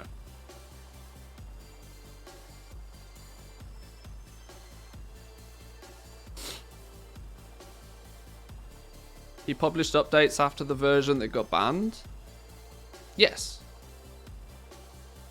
Like I said, I don't know the ins and outs. I'm just speculating, but I'm of the opinion that there's a lot more to the story than he just decided to quit the game and so stopped updating it. I mean, that could be the case, sure, but we'll see.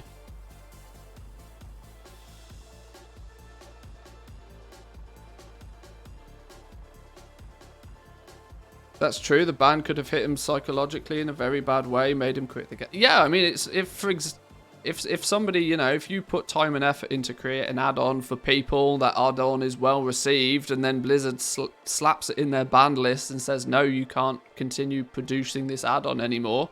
You might just, if he was politely asked to stop, he might have chosen to not stop, and then eventually a cease and desist comes in, and he's like, well, fuck this, I'll go play something else. You don't know.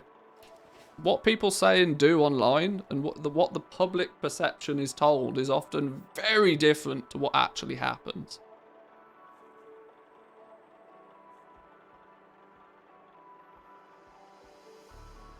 But by default, all add-ons are all rights reserved.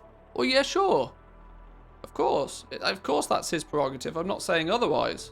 I'm just saying there is the possibility that there's a lot more to the story than what was said.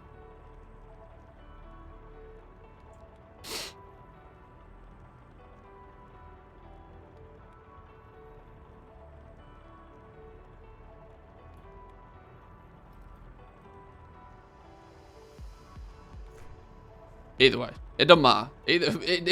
Like I said, in a hypothetical situation, it genuinely doesn't matter.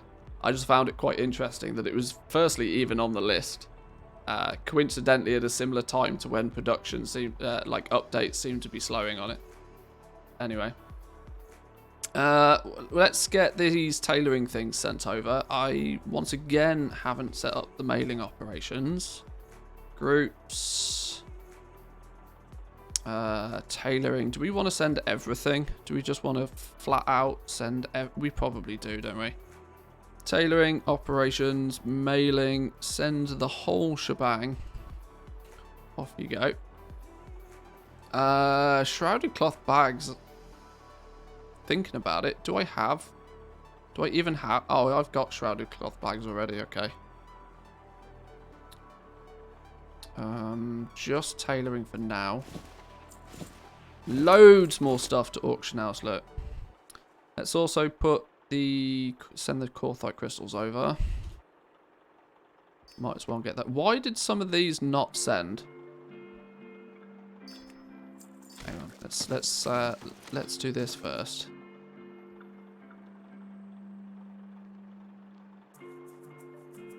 Let's go groups, send again. See where you're coming from, but I don't agree. I missed some of it because I had my morning meeting. From the looks of it, it was only a single version that was banned, which isn't especially uncommon given how bad people are at updating add-ons, especially if you're a solo dev with no dedicated Q&A.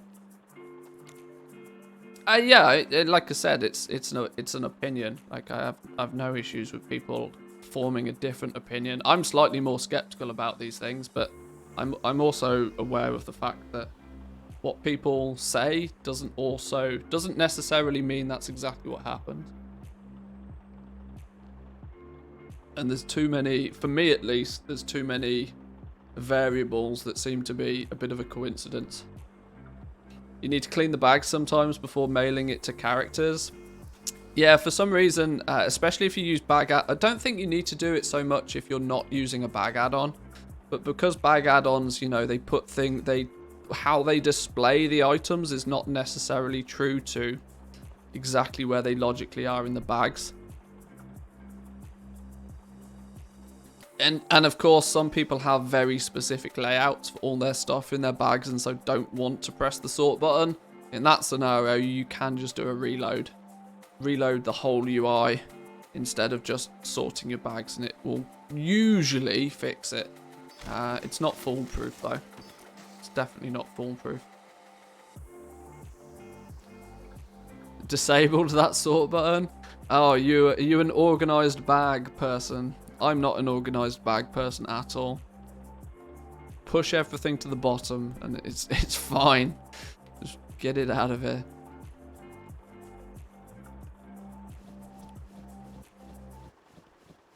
Sort button is literally my favorite button, yeah.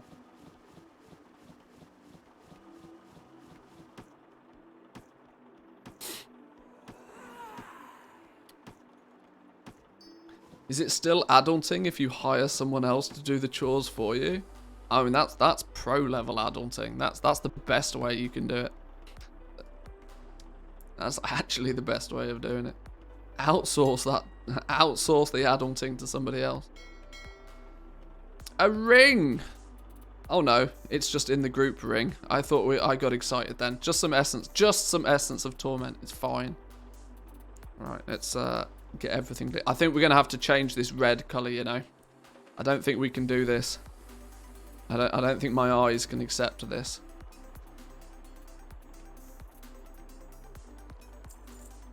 We might have to revisit our decision to use red for Draenor.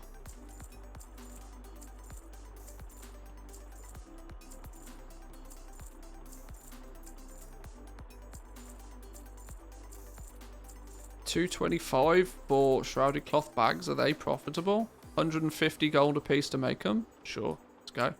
75 gold profit each. Get those Corthite crystals listed. It's more of a peachy orange.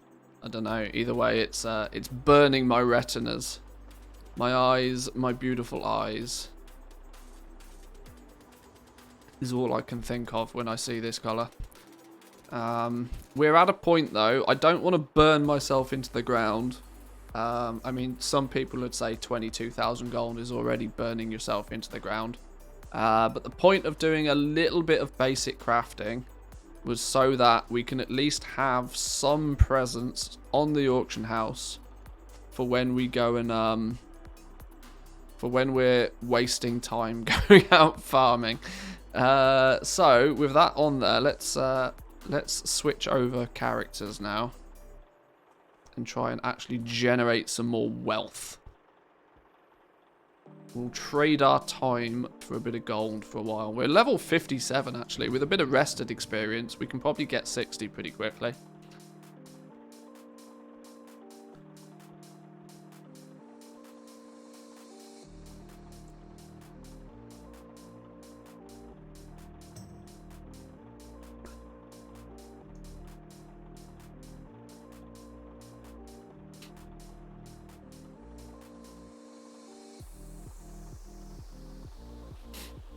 Come on, game. Where are we at? There we go.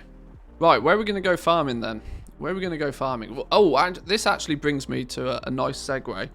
I'm planning on putting together some mini videos on sort of retro farms. Good retro farms. So we probably want to put together a list of stuff that... Consider it like a you know, like a basics list, a fundamental list of materials that is worth farming and worth keeping up on the auction house. And then obviously if some of it sell, you can choose to go and farm some more of it up. I'm thinking like, you know, primals, volatiles, whiptail, titanium, dark iron ore, this sort of stuff. These are kind of the basics that are like brain dead easy to farm, but are good materials to just kind of keep an active supply of. At least until you get to the point where you don't have to worry about making gold by farming and can just, you know, forget about it. Hi students, show me your new 90k per hour nether cobra scales. Well, what I will also be trying my best to do, I haven't quite worked out how I'm going to do this though, is I want to make the videos for each of the little farms nice and short and sweet. We're talking like 3-4 minute videos that just kind of get straight to the point. But more importantly, I want them to be a little bit more evergreen. And by evergreen, I'm thinking, you know, I'm not even going to tell you how. I've got to be careful how I do this because I've got to obviously make it so people watch the videos. But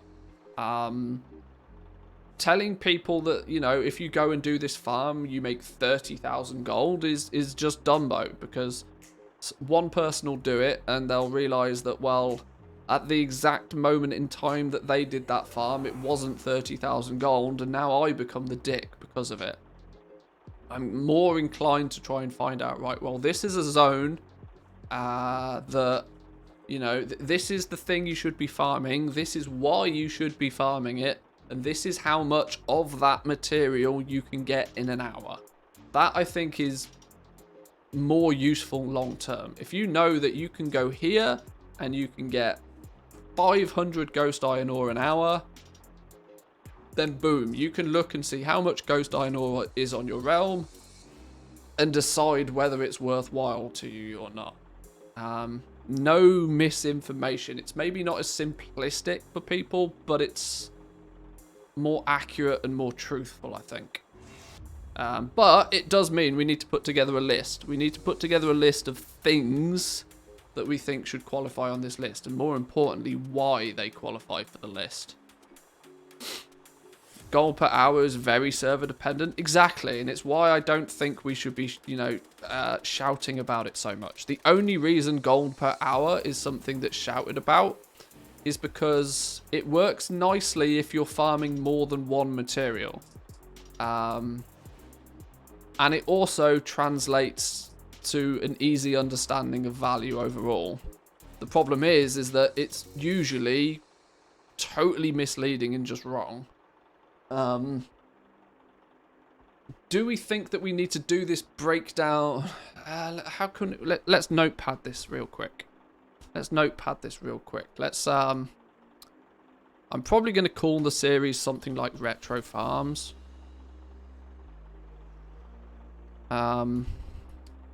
Retro Gold Farms. Something along those lines. I've not really given it much of a... we'll work on the title for it. But it also, I want it to be somewhere that when people start making gold and they say, right, well, what should I go out and farm? I can say, go watch this playlist. Pick a video off the playlist and just go. I think these videos would be interesting if you include how long and how much of it took you to sell the stock, minus auction house fees. But see, I also agree with that, but I also don't think it's very relatable to the viewer. Because if you play on a high... doing this on a super high population realm like Draenor, I could farm something, and at the right price, I could sell it that same day. Which is an unfair approach to take for somebody that's on a low pop server where the sell rate is just less. It falls into the same category for me as, well, if I tell you that you could farm this spot and it makes 100,000 gold, it might do on my realm on the day that I did it, but it doesn't for you on the day that you do it. So it becomes information that's not actually valuable to anybody. If you,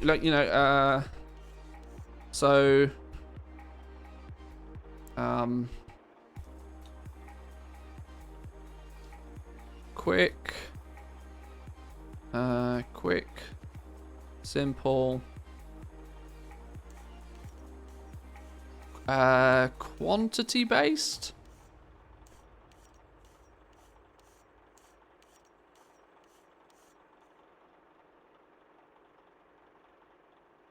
I think is a good way to describe it, maybe.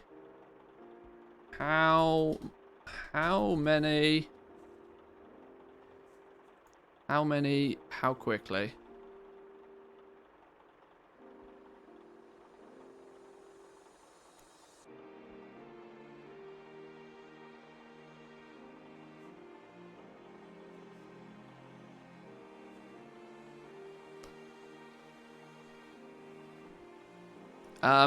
In terms of, instead of telling people like how much you could get for something by the time you've sold it, one thing I want to really emphasize is why you're farming that material.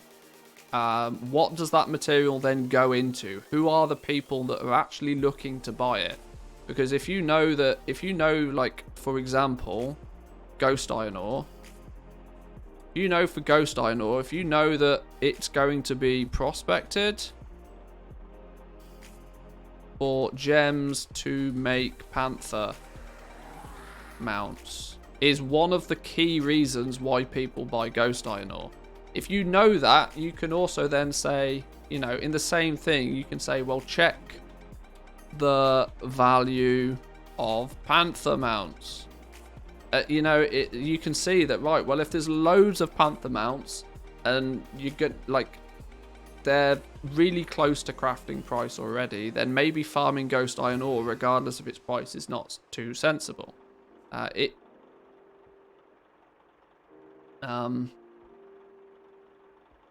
So why people would farm Ghost Iron ore? They're probably going to prospect it. That's not how you spell panther. Check the value of panther mounts. I think that's something that's really important to know. Like, why is somebody... Because that information's also going to be really helpful for you later on, right? Usually you start farming as an entry-level way to make gold, but eventually you'll probably move to doing some crafting. And if you know where the good farms are, you also then know, you know, what are people buying that material for, then you'll know that when you start to make a little bit more gold, you can say, right, well, instead of farming that Ghost Iron ore, maybe I'll try and start selling some of these panther mounts myself as well.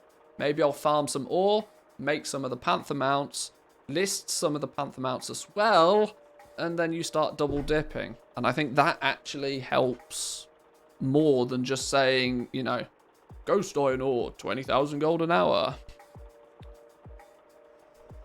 Adds context. It's great to farm up volatile airs, for example, but it might take some time to sell. Perhaps you should give recommendations on high full or low pops.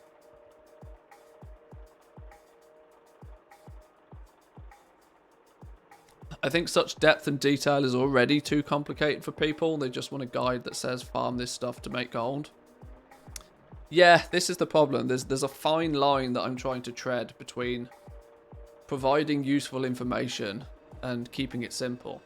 I had a conversation with somebody the other day who is probably in the chat right now about sometimes simple is better than smart. That sometimes keeping things simple is a better solution, and that's what people sort of naturally want. And that's why I think people that want farming videos, farming guides on stuff, primarily they just want to know that if they farm this, how much gold will they get? And that path of least resistance is often why, you know,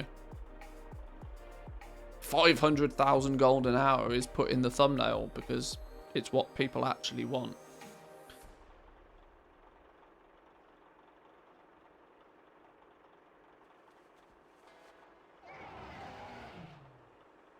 Simple is better than smart. Now I understand why people watch you.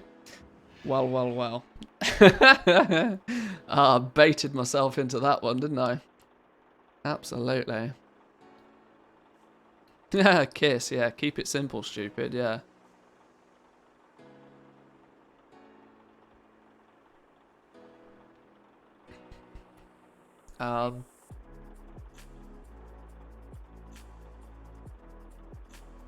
I think this could be, this is kind of like, the why I think is important to tell people, but it should be the why is the afterthought.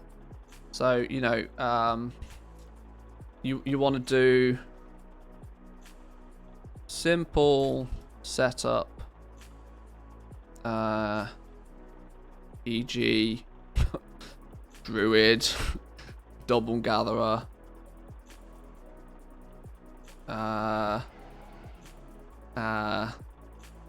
speed set, you know, simple setup reasons, farm HUD, you know, get the basic simple setup to do this efficiently.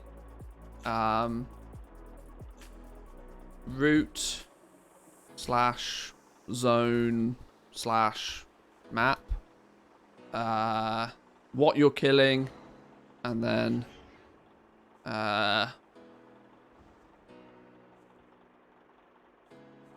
expected materials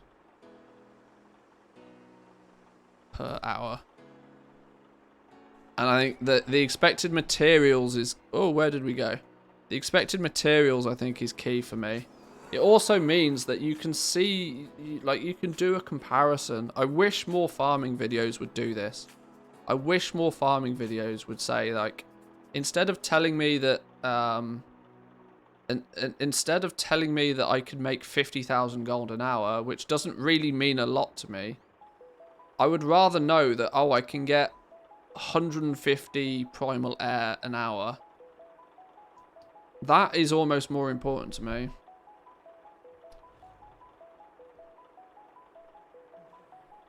Perhaps highlight the stuff that will fly off the auction house and the stuff that will take a few relistings. Ghost Iron Ore versus Titanium, for example. Yeah.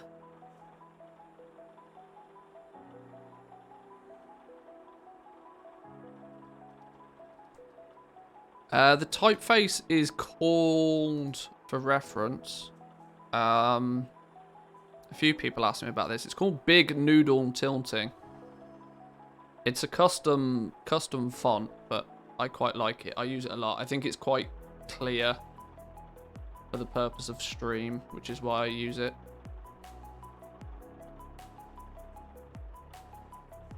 I mean, it might not be. People might disagree, but I like the look of it.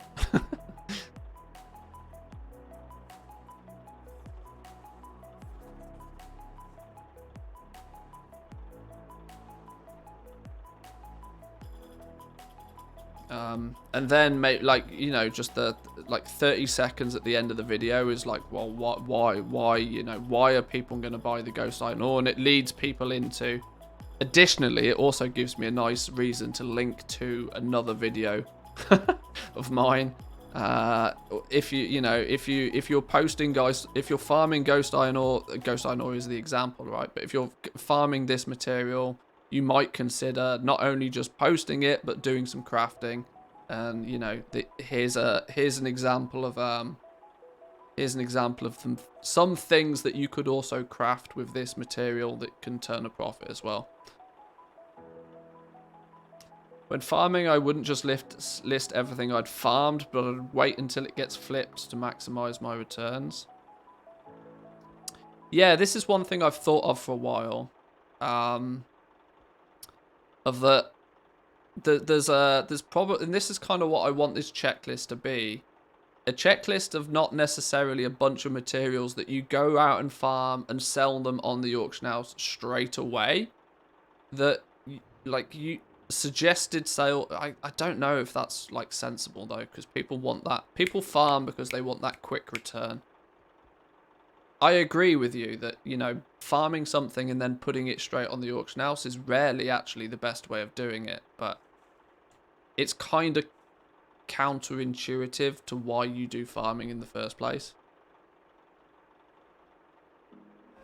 Those of us that are smart enough, you know, set up TSM to have thresholds and all sorts of clever stuff, but that I also feel is min-maxing farming. And I disagree with min-maxing farming in the first place. Spend less time min-maxing farming. Just get it done. Just get it done and get to a point where you have enough gold that you don't need to do any more farming.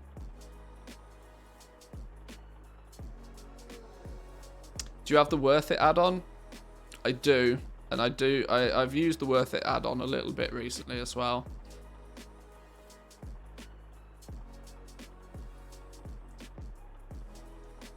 Yeah, you're right, actually. The Worth It add-on could be a good sneak peek into some of the materials that we should go and get, but yeah.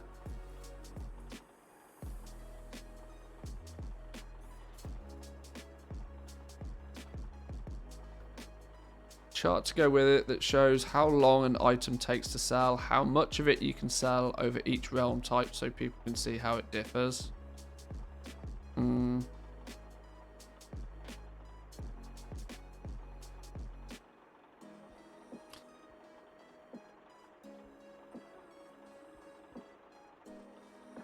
I think it's slightly difficult because I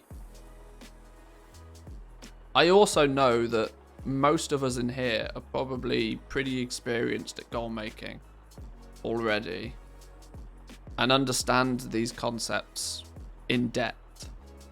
But my point is if you've never really focused on making gold before and you're just literally getting into it, you want to know two things. You want to know what you have to farm and how much gold you're going to make by doing it. They're literally the only two things you want to know. Now, unfortunately, it's very difficult for me as a content creator to tell you how much gold you're going to make.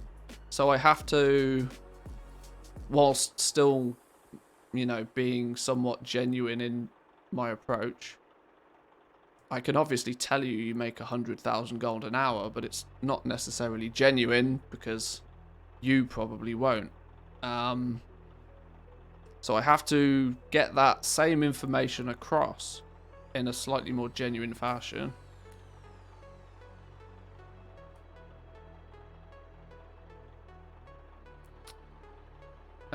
Bite-sized farms, 10 to 20 minute farms. A lot of folk aren't prepared to farm for an hour straight. Maybe a loop of Swamp of Sorrows, for example. This is actually an interesting thought, and I've had this opinion for a while, that actually the gold per hour metric doesn't actually always work very well. Usually, especially with herbalism and mining, usually the first lap you do of a zone is way more lucrative than the second or third or fourth lap that you do. Because the first time you do a lap, everything's spawned. Everything's there. Assuming it's not a highly competitive zone. If I went to Wintergrasp right now and I did a lap for Saronite ore and titanium, my first lap I'd probably get quite a lot, but after that first lap I'm waiting for respawns. Literally half the amount of nodes are there than what there were on the first one, which is equally the problem, right? Because people do exactly that for the YouTube videos, and everybody's guilty of it, that they do a 20-minute lap and then they stop and then they multiply it by 3 and then they say, right, that's how much you'll get in an hour, which isn't actually true. What you get in your first 20 minutes might take you another 40 minutes to get again. And this is also a problem. That is one I don't know how to keep it simple and keep it, you know. It's almost the rule of underestimating what you could achieve. I'd go to the zone, do my world quest dailies, then spend 15 minutes farming, and then move to a new zone. Yeah, actually farming for an hour is brain dead. If I do more than an hour's worth of farming, I'm about ready to just Alt F4 out of it. But that's because I don't like farming. I think if you're doing it whilst watching Netflix or something at the same time, you can probably do it for a lot longer. But yeah, 20 minutes, like, this is what you can get. Bang, bang, bang. Short, quick, simple. Like, the whole point is, like, short and simple.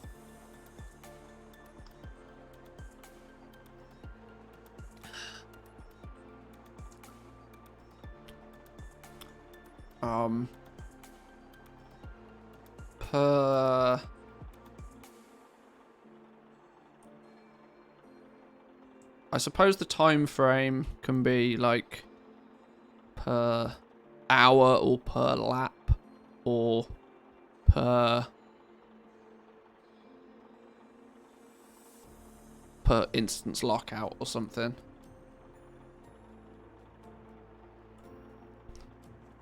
So these are the core things that I want to do. I want to focus on the amount of materials you get, not the amount of gold you'll get when you sell them. Selling them is like, that's a different game.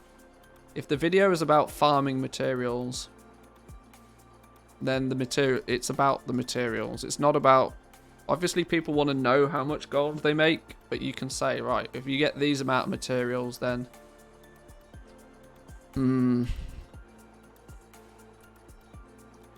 you can't make a gold farming video though without mentioning gold. It's difficult.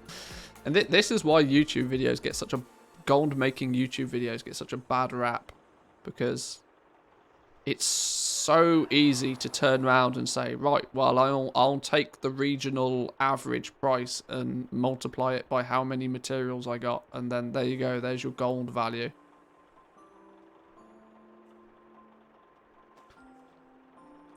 Gold per client for those on Moonguard? Yeah, maybe. Dancing on the mailbox.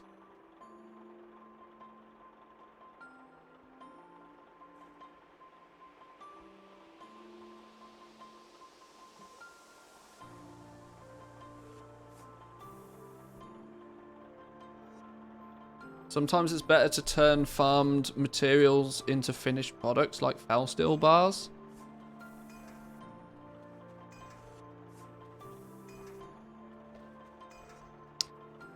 That gets way too close to the I farmed it so it's free game though. Up to XXX gold per hour. Just put that up to who was it that did was it Carlsberg? Probably the best beer in the world. just use a nice get out of jail free term. Up to, or you know, potentially, or probably.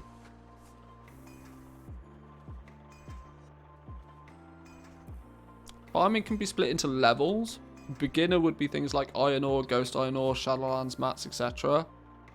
Intermediate, savage leather, titanium, and then eventually things like volatiles, essence, cobra scales.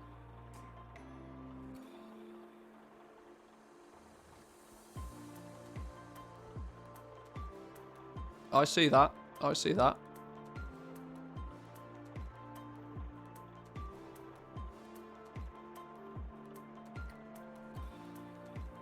I knew this was going to come out. If processing your ores into bars increases your gold per hour, you shouldn't be gathering the ores in the first place. You should be buying them and crafting the bars the entire time.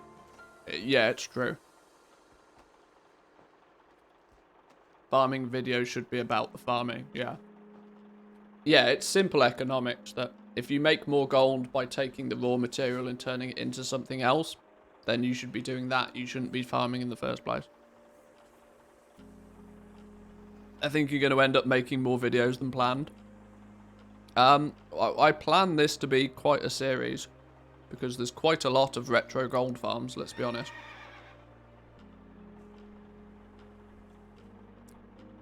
I think I've kind of got the format down that I want to go with it. What we need though is a list of materials. It doesn't have to be, you know, fully fleshed out. But a list of materials to get an insight to now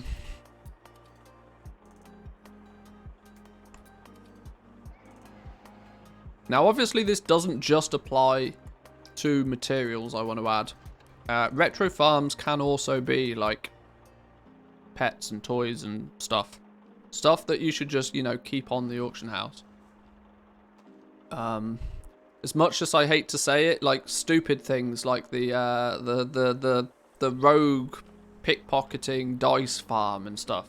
That's a retro farm that, you know, if you do it constantly, it, you know, if you get more than 3 or 4 sets of dice and try and list them at any one time, you're just going to kill your own efforts. But you should consistently keep one of them on the auction house.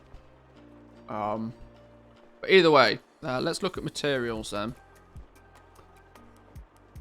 Do we want to do this in an organized fashion, or do I want to just get you guys to shout out materials that you think are worthwhile farming? I think I just want you guys to shout stuff out. But let's go by some of the basic ones. Let's go for the absolute cast iron, dead certain sellers.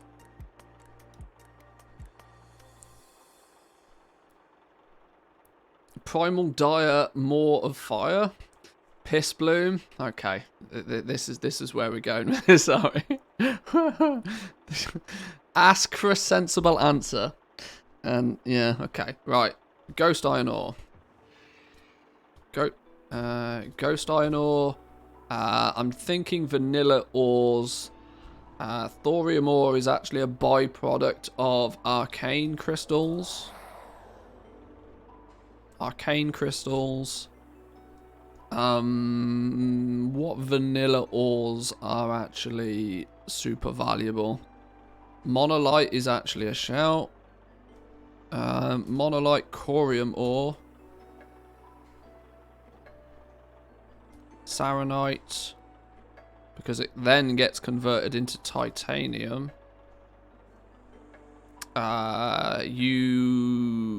Where do people stand on cobalt? What's cobalt used for nowadays, apart from a few bits of transmog? Episode 1, Ghost Iron Ore Farm. Episode 50, Insane 2x4 Voldoon Farm, 200k per hour guaranteed. No, it just won't. Dark Iron. We have the basics like Whip Tail, Cinder Bloom. What's the other one? What's the other one for the Vial of the Sands? Is it Ajara's Veil or something? I don't know how you spell it. Spirit of Harmony is a good one. Trillium usually just ends up being a byproduct of Ghost Iron ore. Is it Ajara's Veil? Is that the name of the herb? We'll call it that for now. I know what it means. I think it's Ajara's Veil. Golden Lotus? What's the key for Golden Lotus? Oh, Golden Lotus is to allow you to turn uncommon gems into rare gems, right? For Panther mounts. Golden Lotus is also used for a Golden Lotus equals half a Spirit of Harmony. True. Do you only want to explain farms of materials or also for other special items? This is not this is not just solely materials. This can be a bit of most. Savage leather. Oh, actually, savage leather, yes, but the one I think is because you need it for recipes. The one that I think exotic leather is one that people sleep on. Exotic leather, which in turn results to what is it called? Mysterious hide? What is it? It turns into something, then turns into something else. It's used for all of the Mists of Pandaria discoveries consistently to this day. Magnificent hide. That's the one. Magnificent. Can you tell I can't spell? Magnificent hide. That'll do. It's not. That's not right, but sure, whatever. Primals. Volatiles. Primals, volatiles.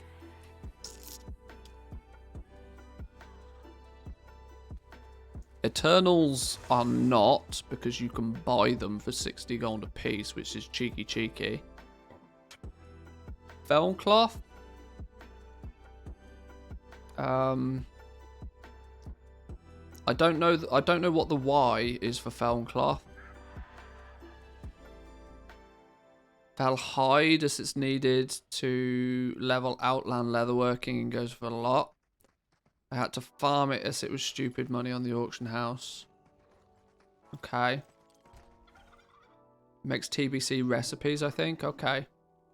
I need to look into that one.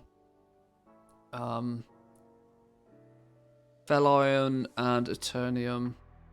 TBC ore in general. Can we just...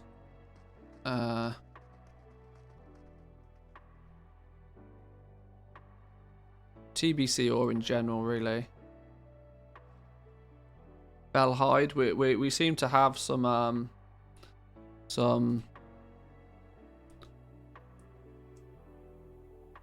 Nerubian Chiltonus. It has many uses for transmog.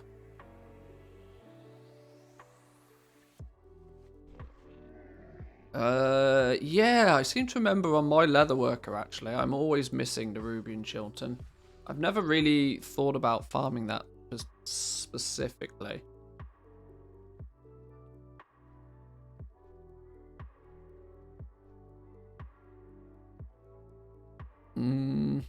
Okay. Either way, I think I can already know that this list is getting what.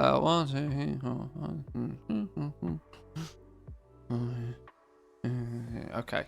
This is already nearly 20 materials long. Okay, this starts to be good. Step back, came back. What are you doing? Make sure it's fell hide, not fell hide. Oh yeah, yeah, you're right. The fact that there's a difference between those two annoys me.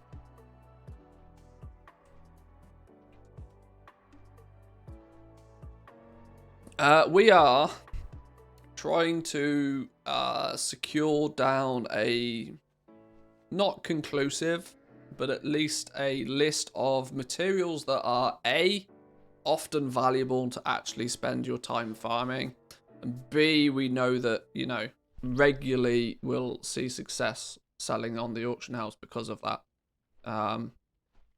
It's not a fully inclusive list, but it's getting there. Right, I'm going to take a quick bathroom break. There's the list. If you guys think of any more, throw them in chat, but I'll be back in 2 minutes.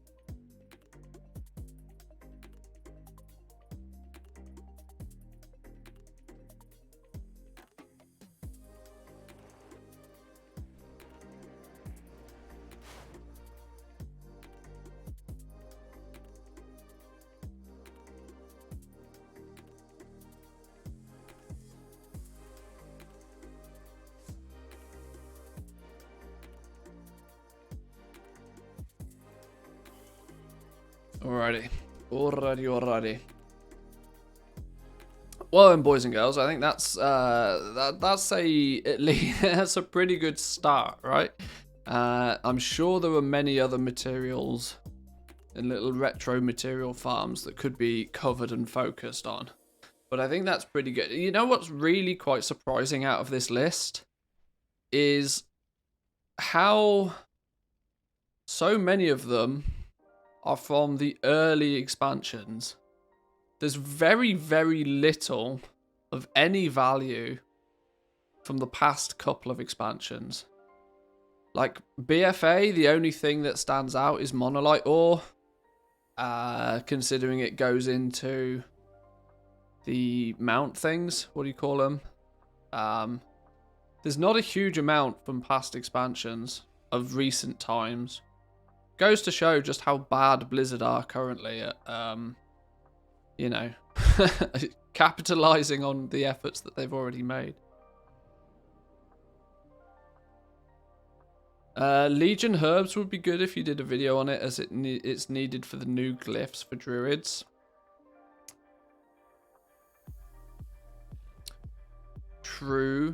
True.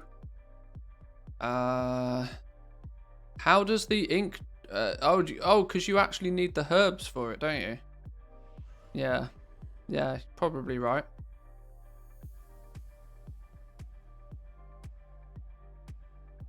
Add anything you want, just don't add thin jelly. I want to keep that to myself.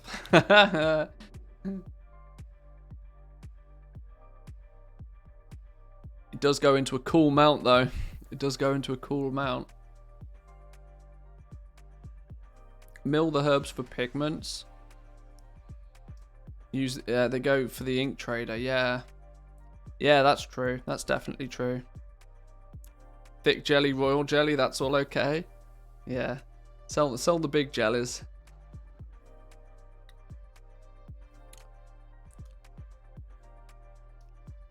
Legion Herbs is sometimes cheaper. Cheaper by trading Unreal Ink. See, the herbs, like, there's almost 50% of the game that I feel I don't pay too much attention to. Herbs is something that is never, like, I've never paid that much attention to, simply because I can never be asked to do alchemy. Alchemy, for some reason, like, I always know every single expansion, alchemy is an absolute guaranteed, you know, simple way to craft a few bits and pieces and to sell them at the right time of the week and make gold from. But it's always just a very simple way of doing it. I always tend to just gloss over it, even though I know I shouldn't.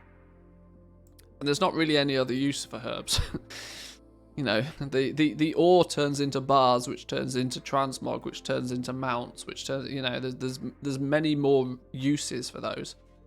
Herbs, it's, you know, glyphs or glyphs.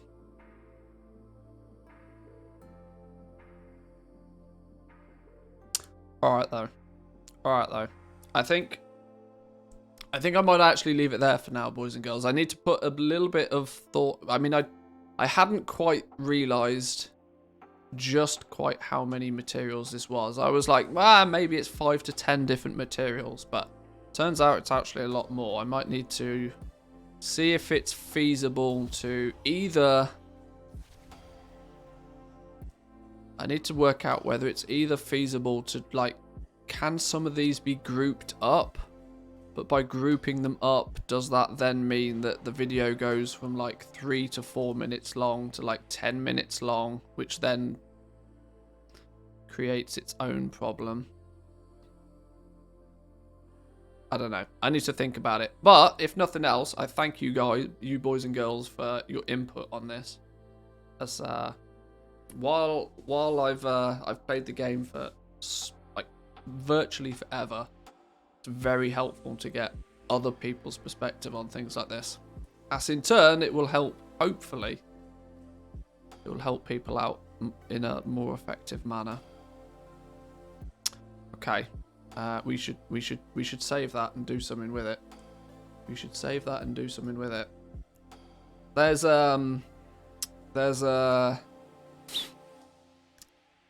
a heads up for you guys, if nothing else, to some of the videos that will be coming out soon. I've set myself a goal of, like, I think like I said, I've said this a few times. I think I have quite a lot of content for people that are sort of intermediate to advanced gold makers. I don't feel I have any offerings really for people new to gold making. I mean, my TSM profile, for example, is a good start. It's a catch up, but it's still, I would still consider even, you know, even the basics of Trade Skill Master, I would still probably consider that like intermediate level gold making. When you start, you know, trying to find add-ons and optimizing add-ons, you're already more than a beginner, I think, in many cases. So yeah, short little series of videos, I think, for that on some popular farm spots is needed, if mainly so that, you know, when somebody asks, well, where the hell do I start, and I suggest to them that they farm up 500,000 gold worth of materials before starting crafting, then I can say, right, well, here's your path to that first 500,000 gold through farming. Currently, I just have to tell people to, like, you know, just Google it, which is pretty poor effort from my part, I think. Blood of the Mountain's a good one, actually. It's to my understanding, Blood of the Mountain, short of just running Molten Core. Is there many more reliable ways to get it? I don't even know.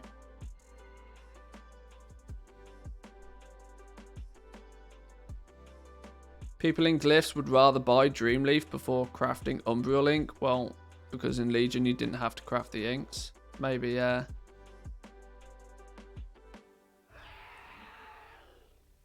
Dreamleaf could be a good one. Dreamleaf could be a good one. Let's add that to the list. I think I agree. Like I said, this is where this is really helpful, because there's elements of the game that I just don't really feel I have much part of. Dream. Anything alchemy, anything inscription, anything glyph based, that sort of side of the goal making, I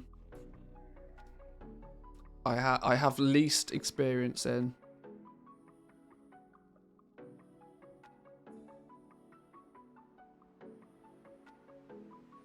One of the farmers I had was always puzzled why I asked for Dreamleaf. Hey, they should have learnt the why. They should have learnt the why. TSM really needs to support the ink trader. Yeah, that would be a big bonus, I would imagine. Yeah, yeah, Dreamleaf, all of it that you can farm. Go out, get me Dreamleaf now. Cool, cool. We didn't actually really end up doing any farming myself, did I? The whole point of logging onto this character was that we're level 57 and we were going to go out and do some of this.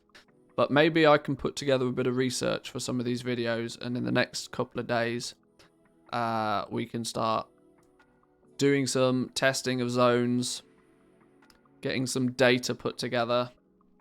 Because the whole foundation of this is, you know, that it's going to be a good, not just this is a material, but, you know, pick a material, work out a good farm for it, work out how to optimize it a little bit, and then present the data in an easy to understand manner. But I'm going to leave it there for today, boys and girls. Thank you once again. Tomorrow is... Okay, tomorrow's going to be a bit of an odd one. Obviously, tomorrow's Wednesday. Tomorrow's like reset day, all of that sort of good stuff. Tomorrow is also my anniversary. So I need like my schedule might be a little bit. So we will probably stream a little bit tomorrow. But we'll see. We'll see. I'm not guaranteeing anything yet. I might just take the day off. Who knows? But if I don't see you tomorrow, have a good reset day. We'll catch up again on Thursday if I don't see you. Hopefully, probably not this week, but hopefully we might get a PTR very soon. Soon as we get a PTR, do not worry. We'll be on the 9.2 PTR. I will focus the stream content at the very least on the PTR. We will. I'll then probably put to work on these little material farming videos and stuff as a side project. But either way, enjoy the rest of your day, boys and girls. Thank you once again. Happy goal making. If I see you tomorrow, I see you tomorrow. If not, I'll catch you all on Thursday. Have a good one. Peace.